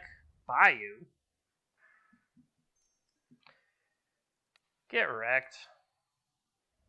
So they are Hogak. I saw Windswept Heath and I was prepared to get wrecked. Speaking of getting wrecked.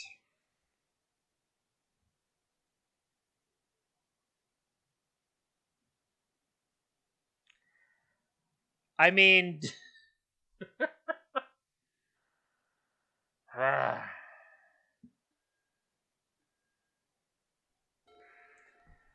This is bad.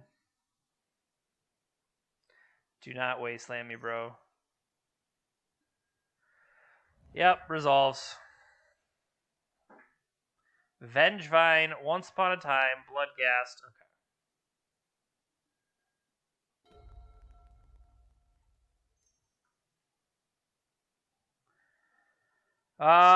What gives me the most? I could Mana Vault here. And then Tinker.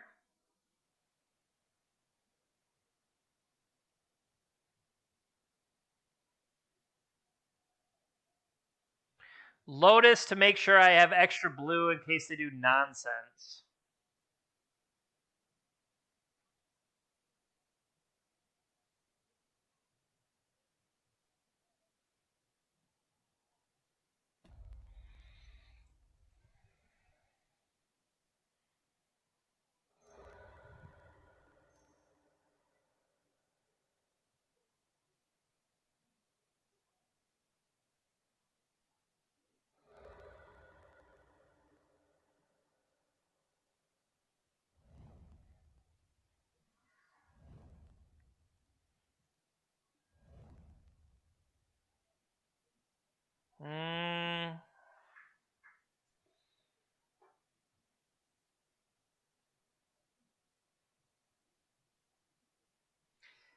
If I play...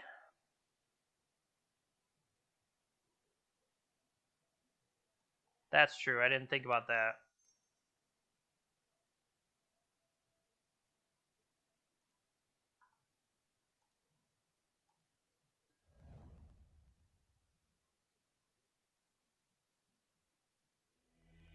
Okay, that was good enough. If I PO, I pick these two up, get a couple tokens, replay them, have the mana, maybe draw something else, and then time walk, going into that next turn with a full grip. All right, so we got Hogak here.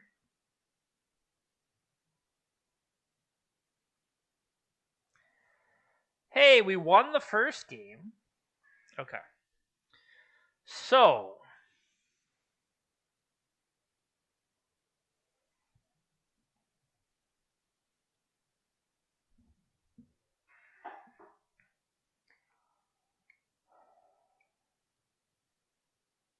I'm trying to remember, what did we do against? I mean, how similar is this to the Dredge match?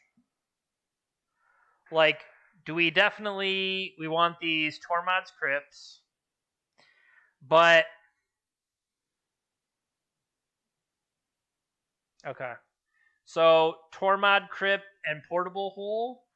Do I not want Flusterstorm? Should I take these Flusterstorms out? Do I not want Bolas's Citadel? Those Astrolabes were definitely hurting there. Sphinx. Alright, so my question is, like, Mental Misstep did something there. Is that what I want? Am I trimming... We could trim an Astrolabe. We can trim a Thoughtcast. Is Narset doing anything against them? And then Bolas's Citadel. Bolas's Citadel obviously is going to come through, but would I rather have a Sphinx? Would I rather have both? Yeah, that's kind of true. Maybe they don't have. Okay, am I taking Flusterstorms out, or am I keeping Flusterstorm over Force of Will? Which is a better way to do that? I feel like I may be light on blue cards overall. Alright, what's one more cut?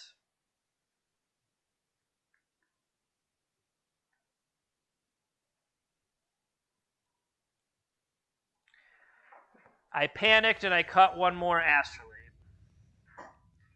Just in case. Alright. And they are keeping 7. This can go turn 1, do nothing, which is impressive.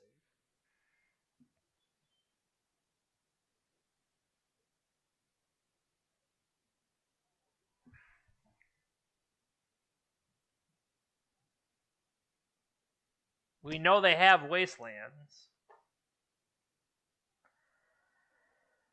If I draw a Mox on my turn, like, we can interact. Yeah, I do kind of expect it. I'm going to keep. I think it's close enough, but I'm just greedy. They might prove that it didn't matter, and then they have just a quick Vengevine, Hollow One, and then I just look terrible. So Rootwalla. Stitcher Supplier, Deathrite Shaman. You can have a Rootwalla. If that's all you're going to do.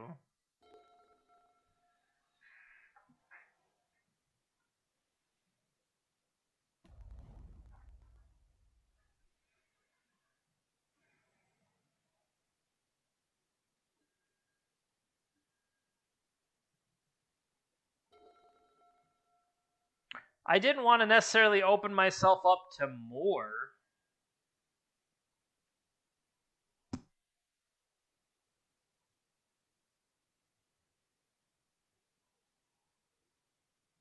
Oh, okay. I thought the the face is like questioning. I could counter this Rootwalla. Saves me from having to discard. It saves them from having a guy that can bring back Hogak. Oh ho ho! You got me. Then let them go for you.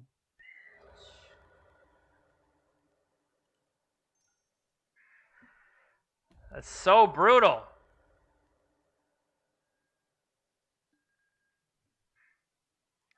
Come on, cast him.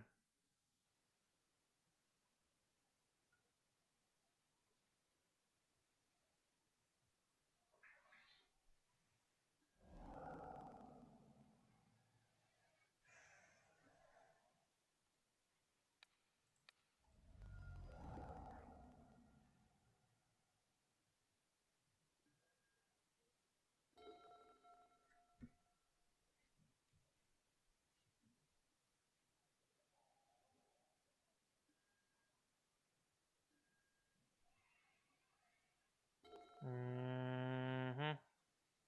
Mm-hmm.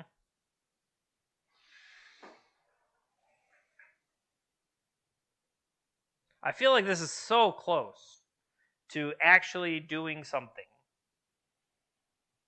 I say that, and then we're just going to get wrecked. There's a Vengevine.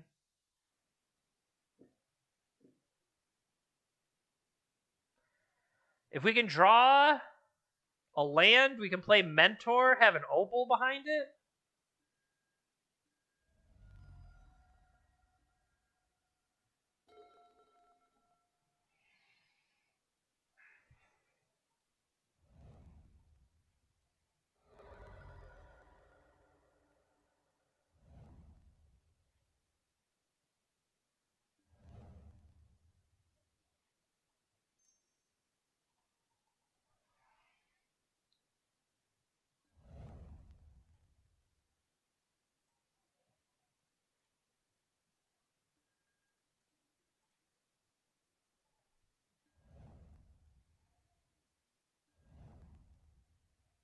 Blue.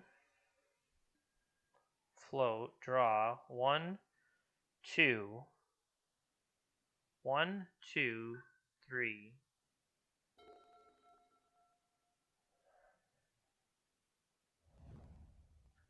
Of course. I almost got Basic Plains. Well, Basic Plains would not let me follow up, so maybe it doesn't really matter. Right?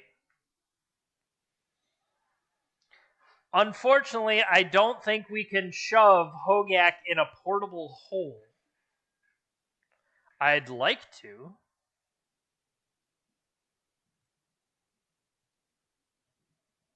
Yeah, like, had we gone for Plains, like, it doesn't get either of these, but at least we have one more mana, potentially.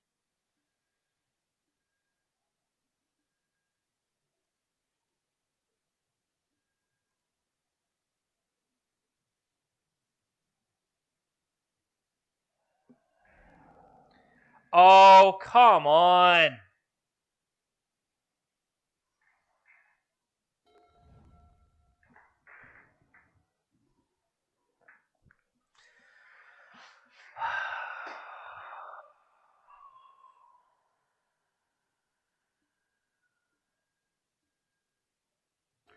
All right. We need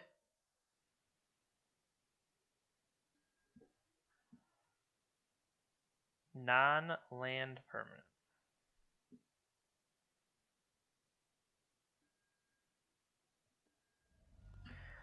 We need Sapphire. Sapphire. Repeal it. Replay Sapphire.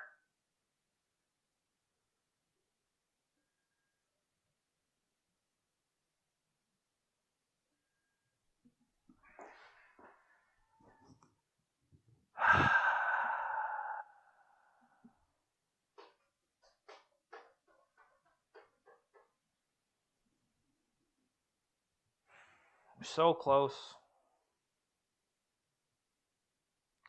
It's just frustrating. We're so close.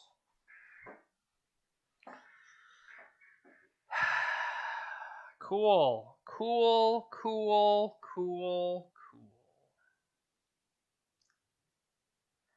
No, I'm just saying, like, in my head, it feels like, I don't know, if I had more than one land. Okay, it was going to be the wrong Mox, and then the kick in the pants. Hey, guess what? I thought I lost the match. That was only game 2. I thought the match was over, but it turns out that was just game 2. Okay. So, true.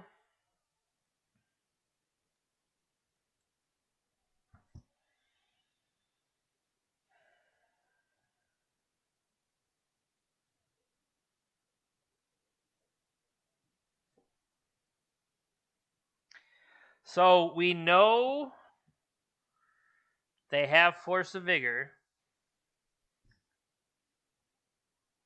But Force of Vigor feels like the only fluster stormable spell they've seen.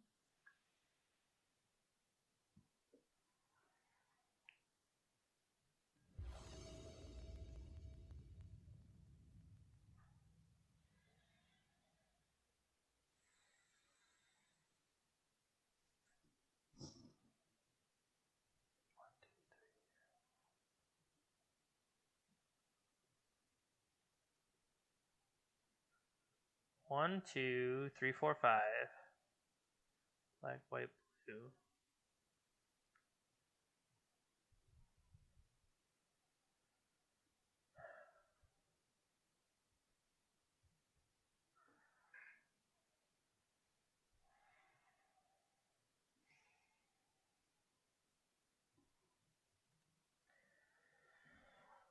Yikes.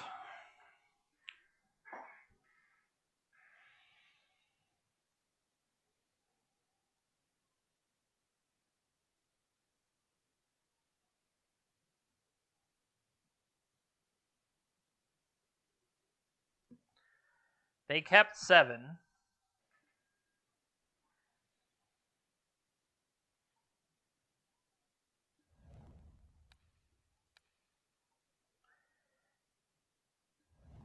Okay.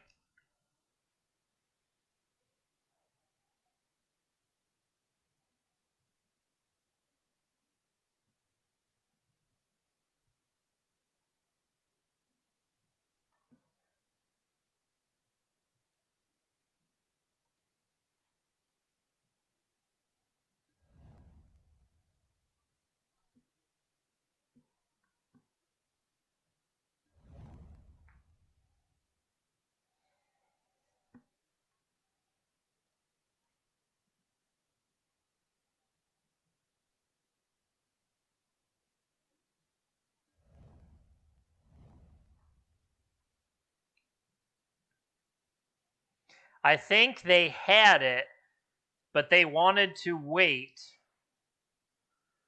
for Force of Vigor.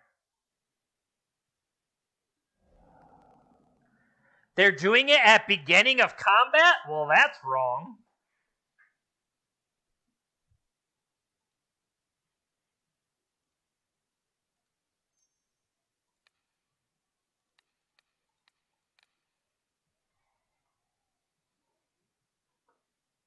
Does he have double Force of Vigor?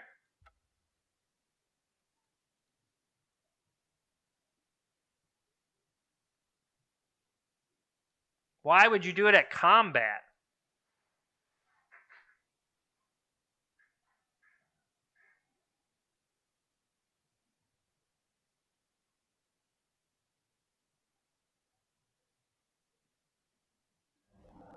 They had it. They had it. Double. And then they still didn't go after the top?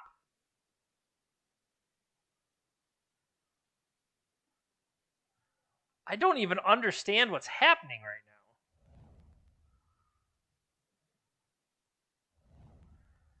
Okay. So they have 3 cards left. We'll draw. Okay. What do you got going on over there? Deathrite Shaman, Swords, Windswept Heath.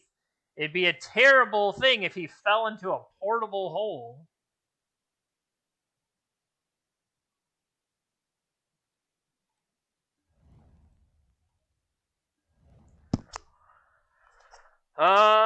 Yeah, based on that, I'm not going to throw Tormod's Crypt out again, so not yet anyway. Windswept Heath has been played. Savannah. Deathrite Shaman. Activate.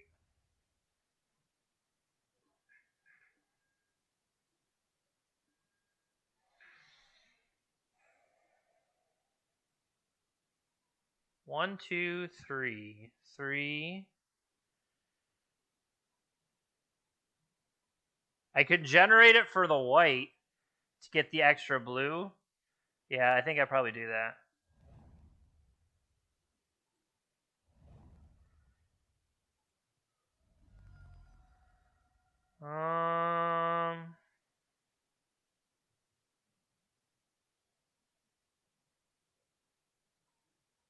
If they're gonna strip anything, they're gonna strip that, so.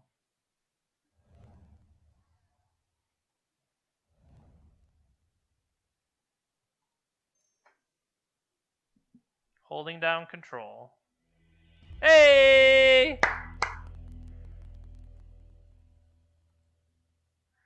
1, 2, 3, 4. I don't get to look at my cards? Come on. Come on. Look at us winning matches. We get to actually put a W.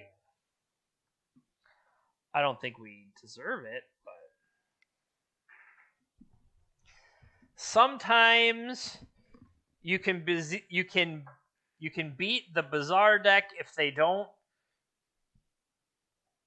If the Bazaar deck is willing to play Windswept Heath, maybe you can beat it.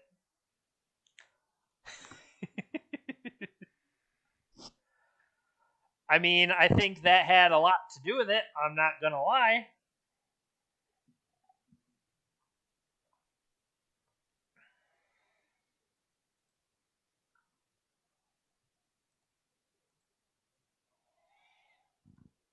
All right. Can we...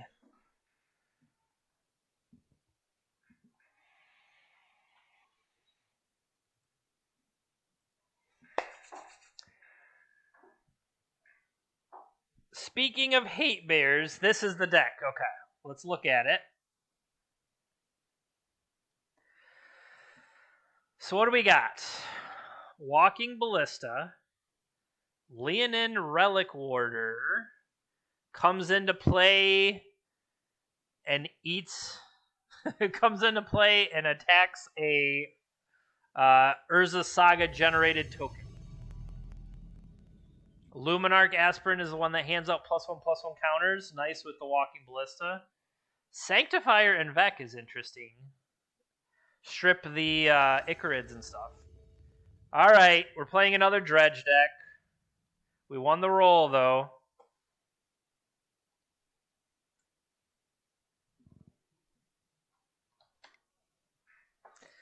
Alright. So...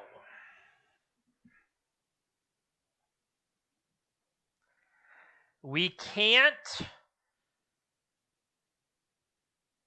But they get it back, right? I don't want to give it back to them. I guess maybe if they never get a chance to get it back. Yeah, we got to mulligan this. Oh.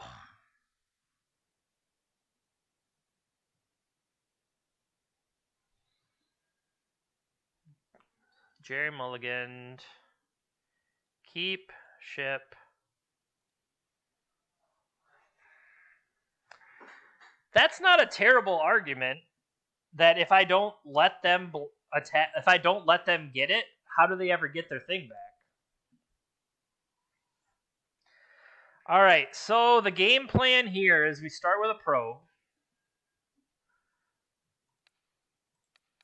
Show me your secrets. Alright. Force of Will, Hollow One, Bazaar. So they're going to have a turn 1 Hollow One with multiple dredgers, because So then I think we get Astrolabe out.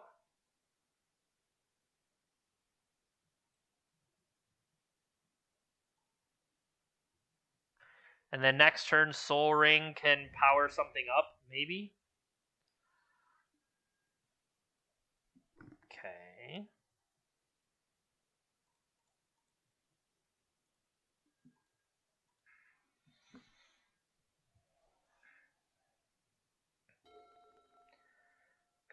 Bazaar. Activate.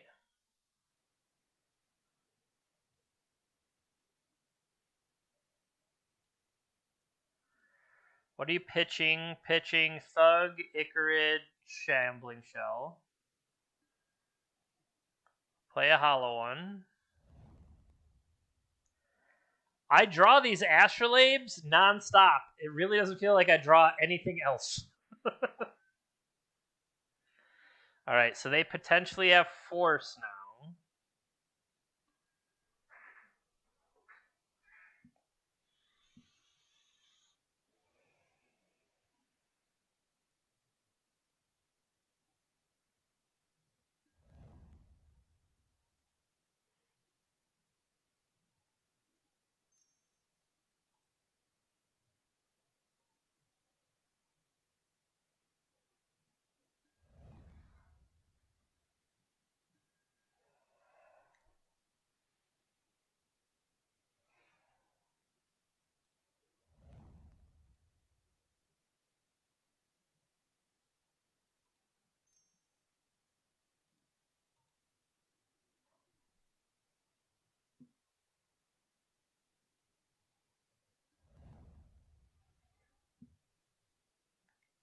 Okay.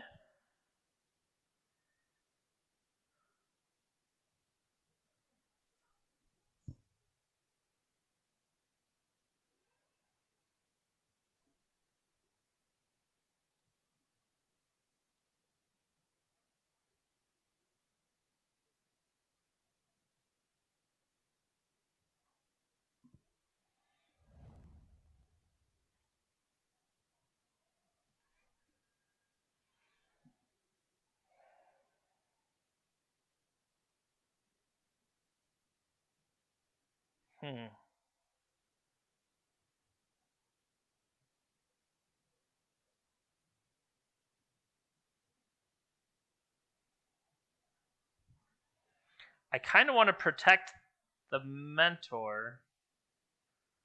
Let everything happen. Balance away.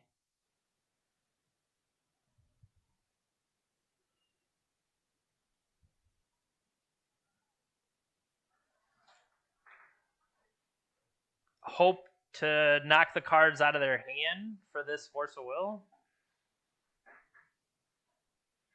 Maybe I should have a... I don't have a Pithing Needle main. Maybe I need a Pithing Needle main.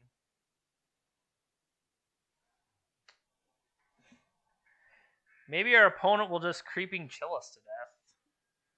And then have... Please only be one Cabal Therapy. Oh, we can misstep it.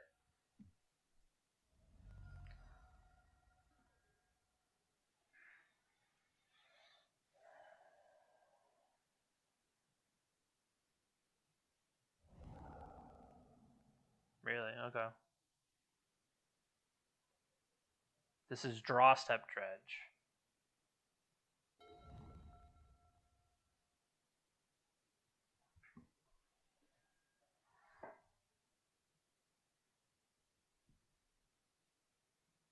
I'm at 12? What happened?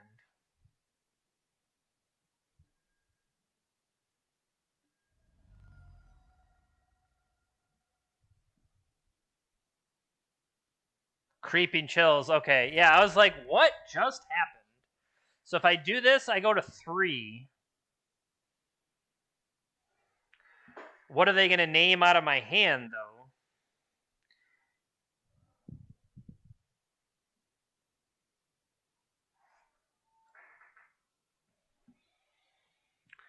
Jerry, don't be stream sniping. You better not be in the chat. He is not. That could have been bad. I don't think I can afford throwing 2 life at mental misstep is all. But if they have a blue card named Paradoxical Outcome, it's a good call.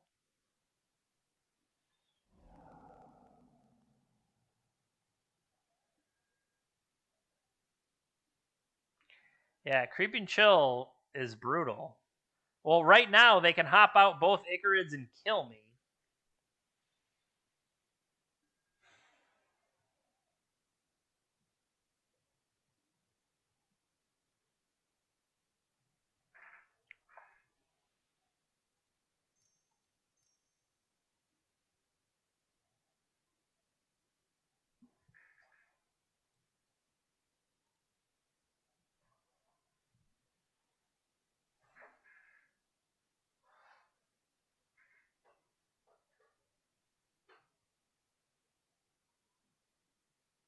Did I need to go for balance first?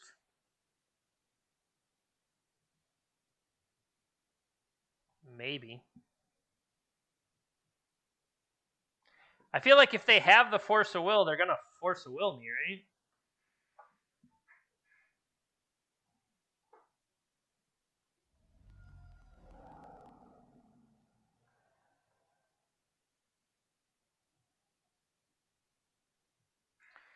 So 5.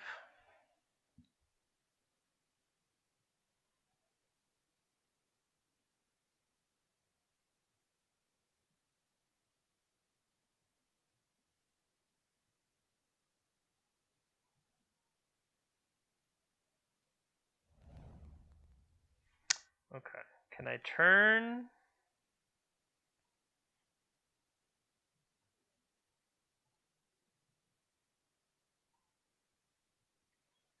That'll give me an extra blue.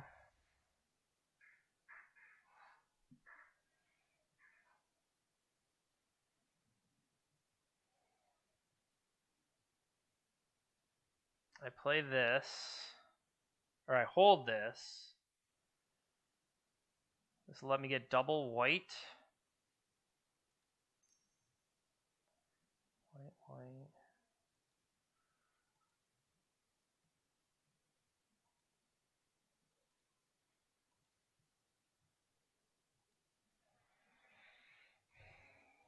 I throw these 2 away.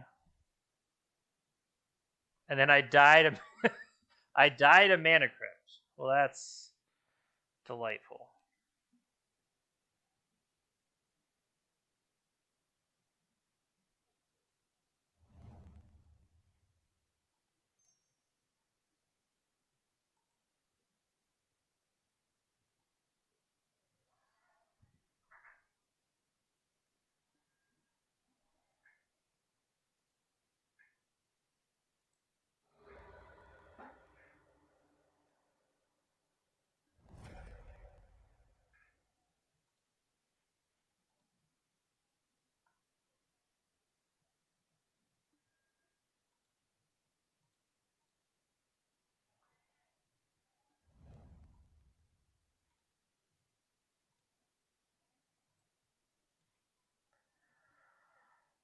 I think this was my best chance, and then we're just going to die to the Mana Crypt flip.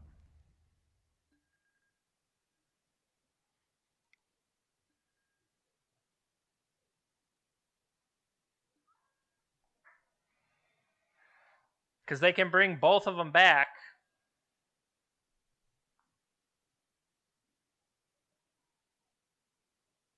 Ugh. We got all sorts of stuff coming back.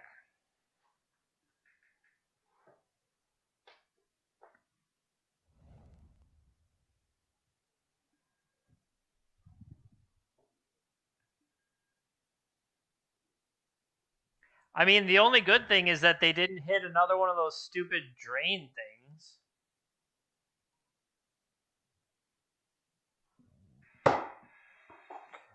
Just kidding. Drain me down to 2.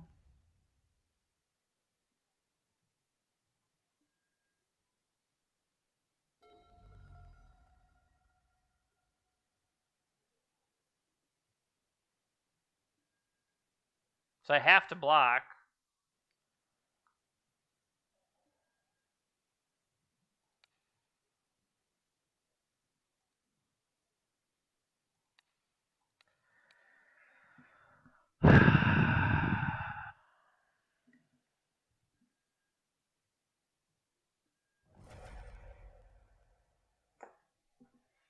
The problem is we've already cast this balance. Maybe all I really did was sacrifice 2 of my lands when I balanced and I got rid of his stuff. Maybe I needed to sequence it differently.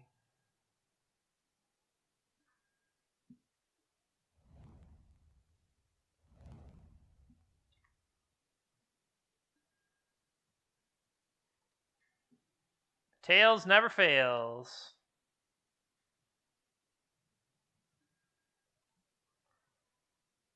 Ob.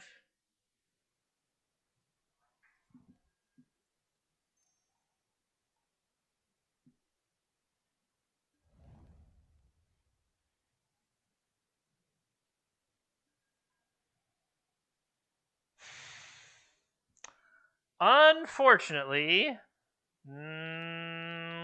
we don't get out of this hole. It's a portable hole, but we don't get out of it any more than we did before. All right. So what did we decide for Dredge? We said the holes came out, the Flusterstorms stayed in, the Force of Wills became Flusterstorms, Tormod's Crypt and Pithy Needle.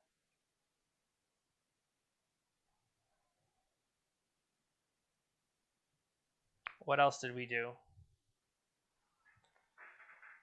Did we keep Sphinx? Misstep. Misstep is the other thing that came out, right? Did we prefer Sphinx to Citadel?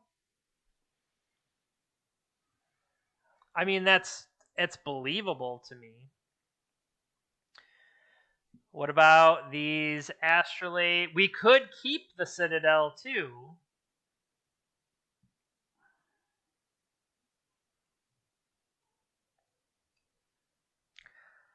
I don't think the mental misstep is worth it. I don't feel like the portable holes are worth it. You cannot fit a hollow one. Does not fit in a portable hole, unfortunately.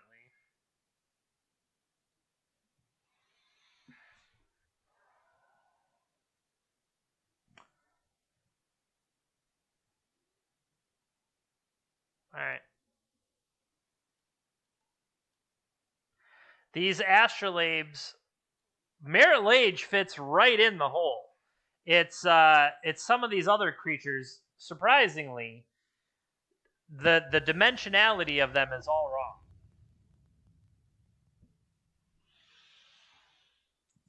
Why doesn't Urza Saga tap for blue? I mean, it's Urza.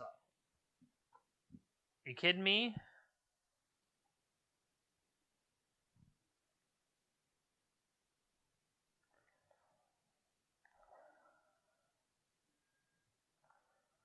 Jerry's keeping 7, so we're dead.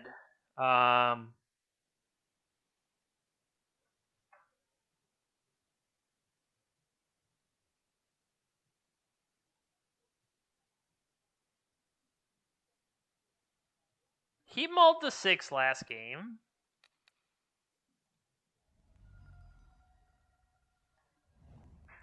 All right, we have a Bridge, Stinkweed Imp, Therapy, Bizarre Hollow One Therapy, Golgari Thug. That's annoying.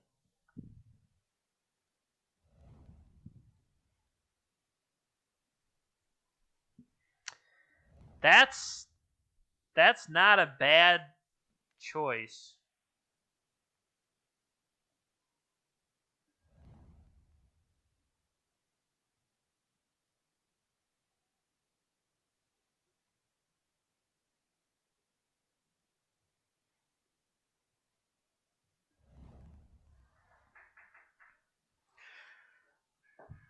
I'm just trying to think. I might as well, right?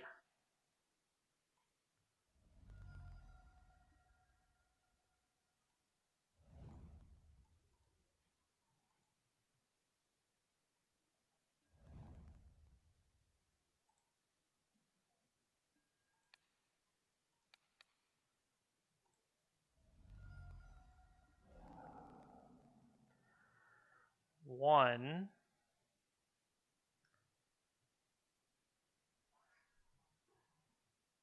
One, two, three.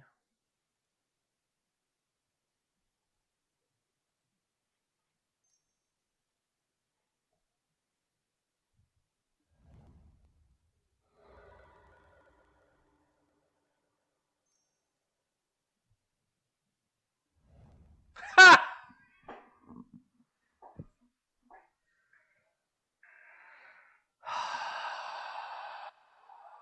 Barf, barf, barf. Barf, barf, barf.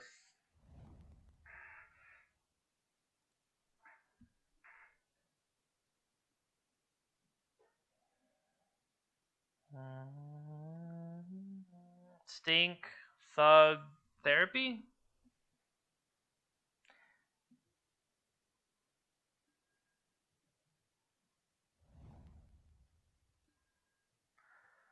Oh, he drew another one. Delightful.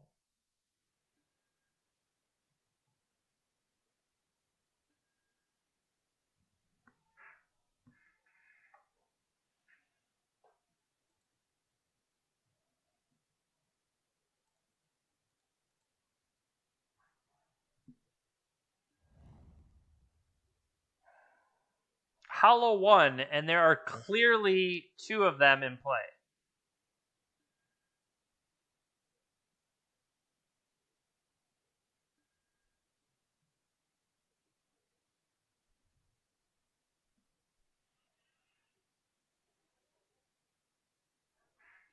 Mind break trap.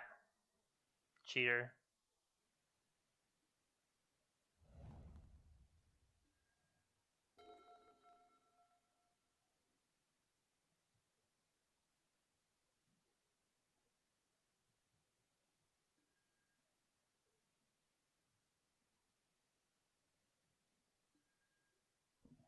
Can I afford? Yeah.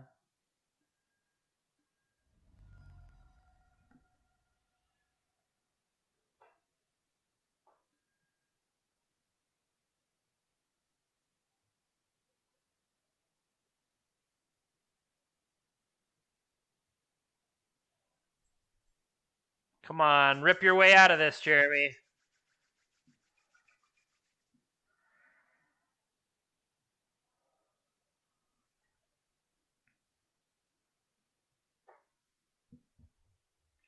Technically, the way things line up, they could choose to throw away bridge and therapy before I have opportunity to respond. And they did not replace they straight drew, probably looking for something.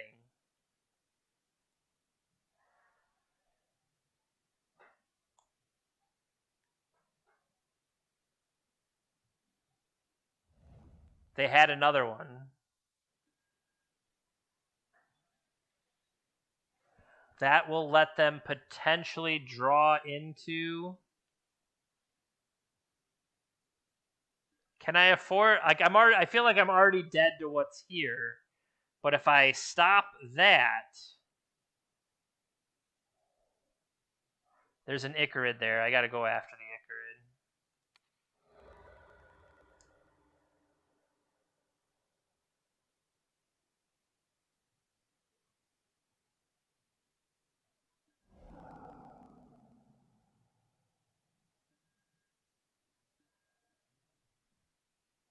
No.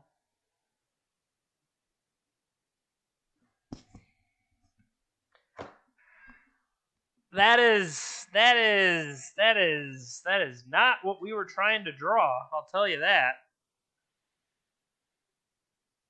How close are we? Costs 8. 1, 2, 3, 4, 5. We've got our white. We've got our black. If we draw Tolarian Academy, 3, 4, 5, 6, 7, 8. If we draw Tolarian Academy next turn after we chump block,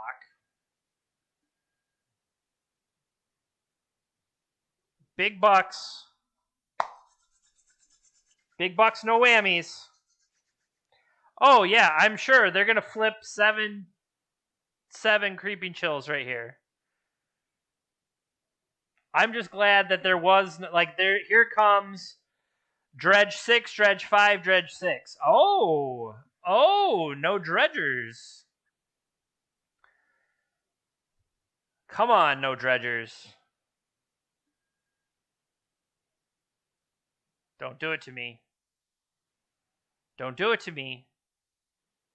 I'm just staring right at the graveyard. I'm not looking at the camera. I'm staring right at the graveyard.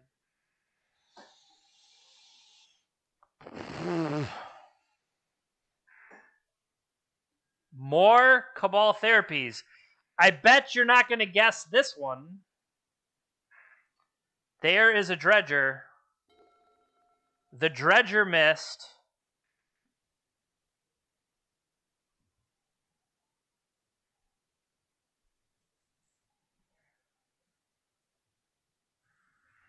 They have one card. And it's the Shambling Shell. All they have is a Shambling Shell. We can still do this. I realize this is only game 2, but this is what it feels like when you're playing against Bazaar. I'll allow it. I guarantee you are not naming Sphinx of the Steel Wind.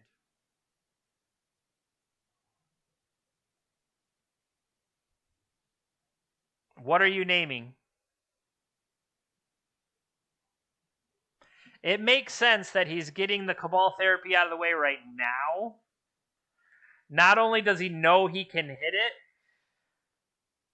Okay, but see, here's the problem. I used all my mental power pulling Black Lotus and Tolarian Academy up. Now we got to push it.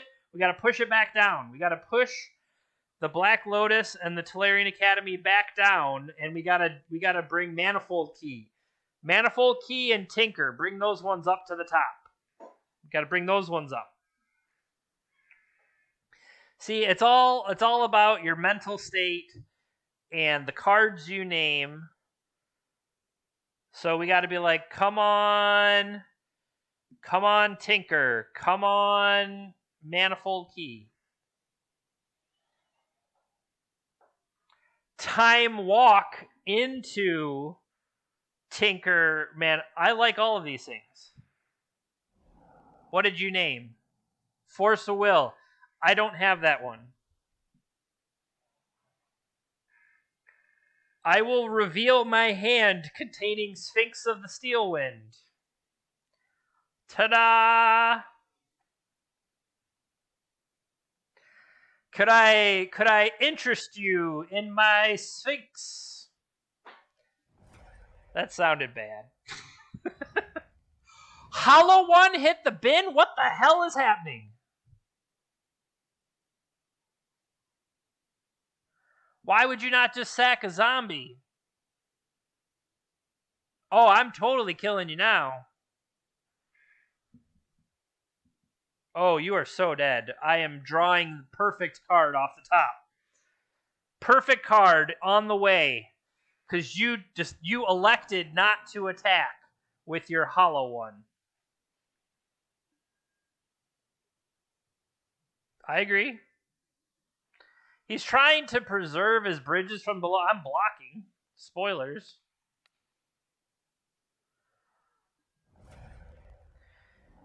Come on.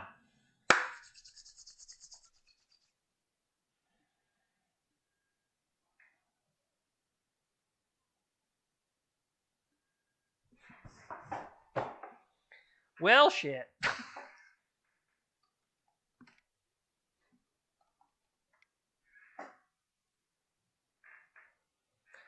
Good games.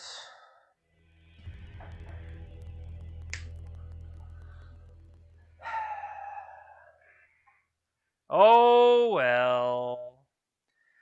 Oh well. Guess I'll just lose again. Overall, I don't want to. I was going to say, overall, I had fun. That's not true, but it kind of is. I missed the inherent swinginess of vintage. It's really awesome when it's going your way, but I feel like I have found the majority swings the other way. So, yeah, nice. Thank you. So yeah, we played against Shops, Dredge, Doomsday, Hogak, and Dredge again. Three bazaars, a workshop, and then Doomsday. Um, Kind of encapsulates what I don't like about the format. But then again, I also think it encapsulates this is what the format is. So, you kind of trade that off. Hey, no problem. So as of right now, I do not know what Tuesday's stream will be. Follow me on Twitter, jump in the Discord. I talk about it there. Speaking of, it helps if I type in the right window. Come join my Discord. I just basically put links to the stream. I talk about upcoming decks. I think about what am I going to play for vintage hate bears or whatever, You're only playing against time. I'm specifically required to play Time Vault today, Jerry. What do you want me to do? It says the wheel wants Time Vault. I had to play Time Vault. No, good job. We were trying to find a way to will certain cards to the top so I could play the Sphinx on you, but it turns out I didn't get to play the Sphinx. All right. But like I was saying, I don't know for sure what I'm playing next Tuesday, but next Thursday is Vandwedge's day, and Vandwedge wants vintage hate bears, so at a minimum, we'll be back to vintage 7 days from now. So, thank you for hanging out with me. I hope you got some enjoyment out of it.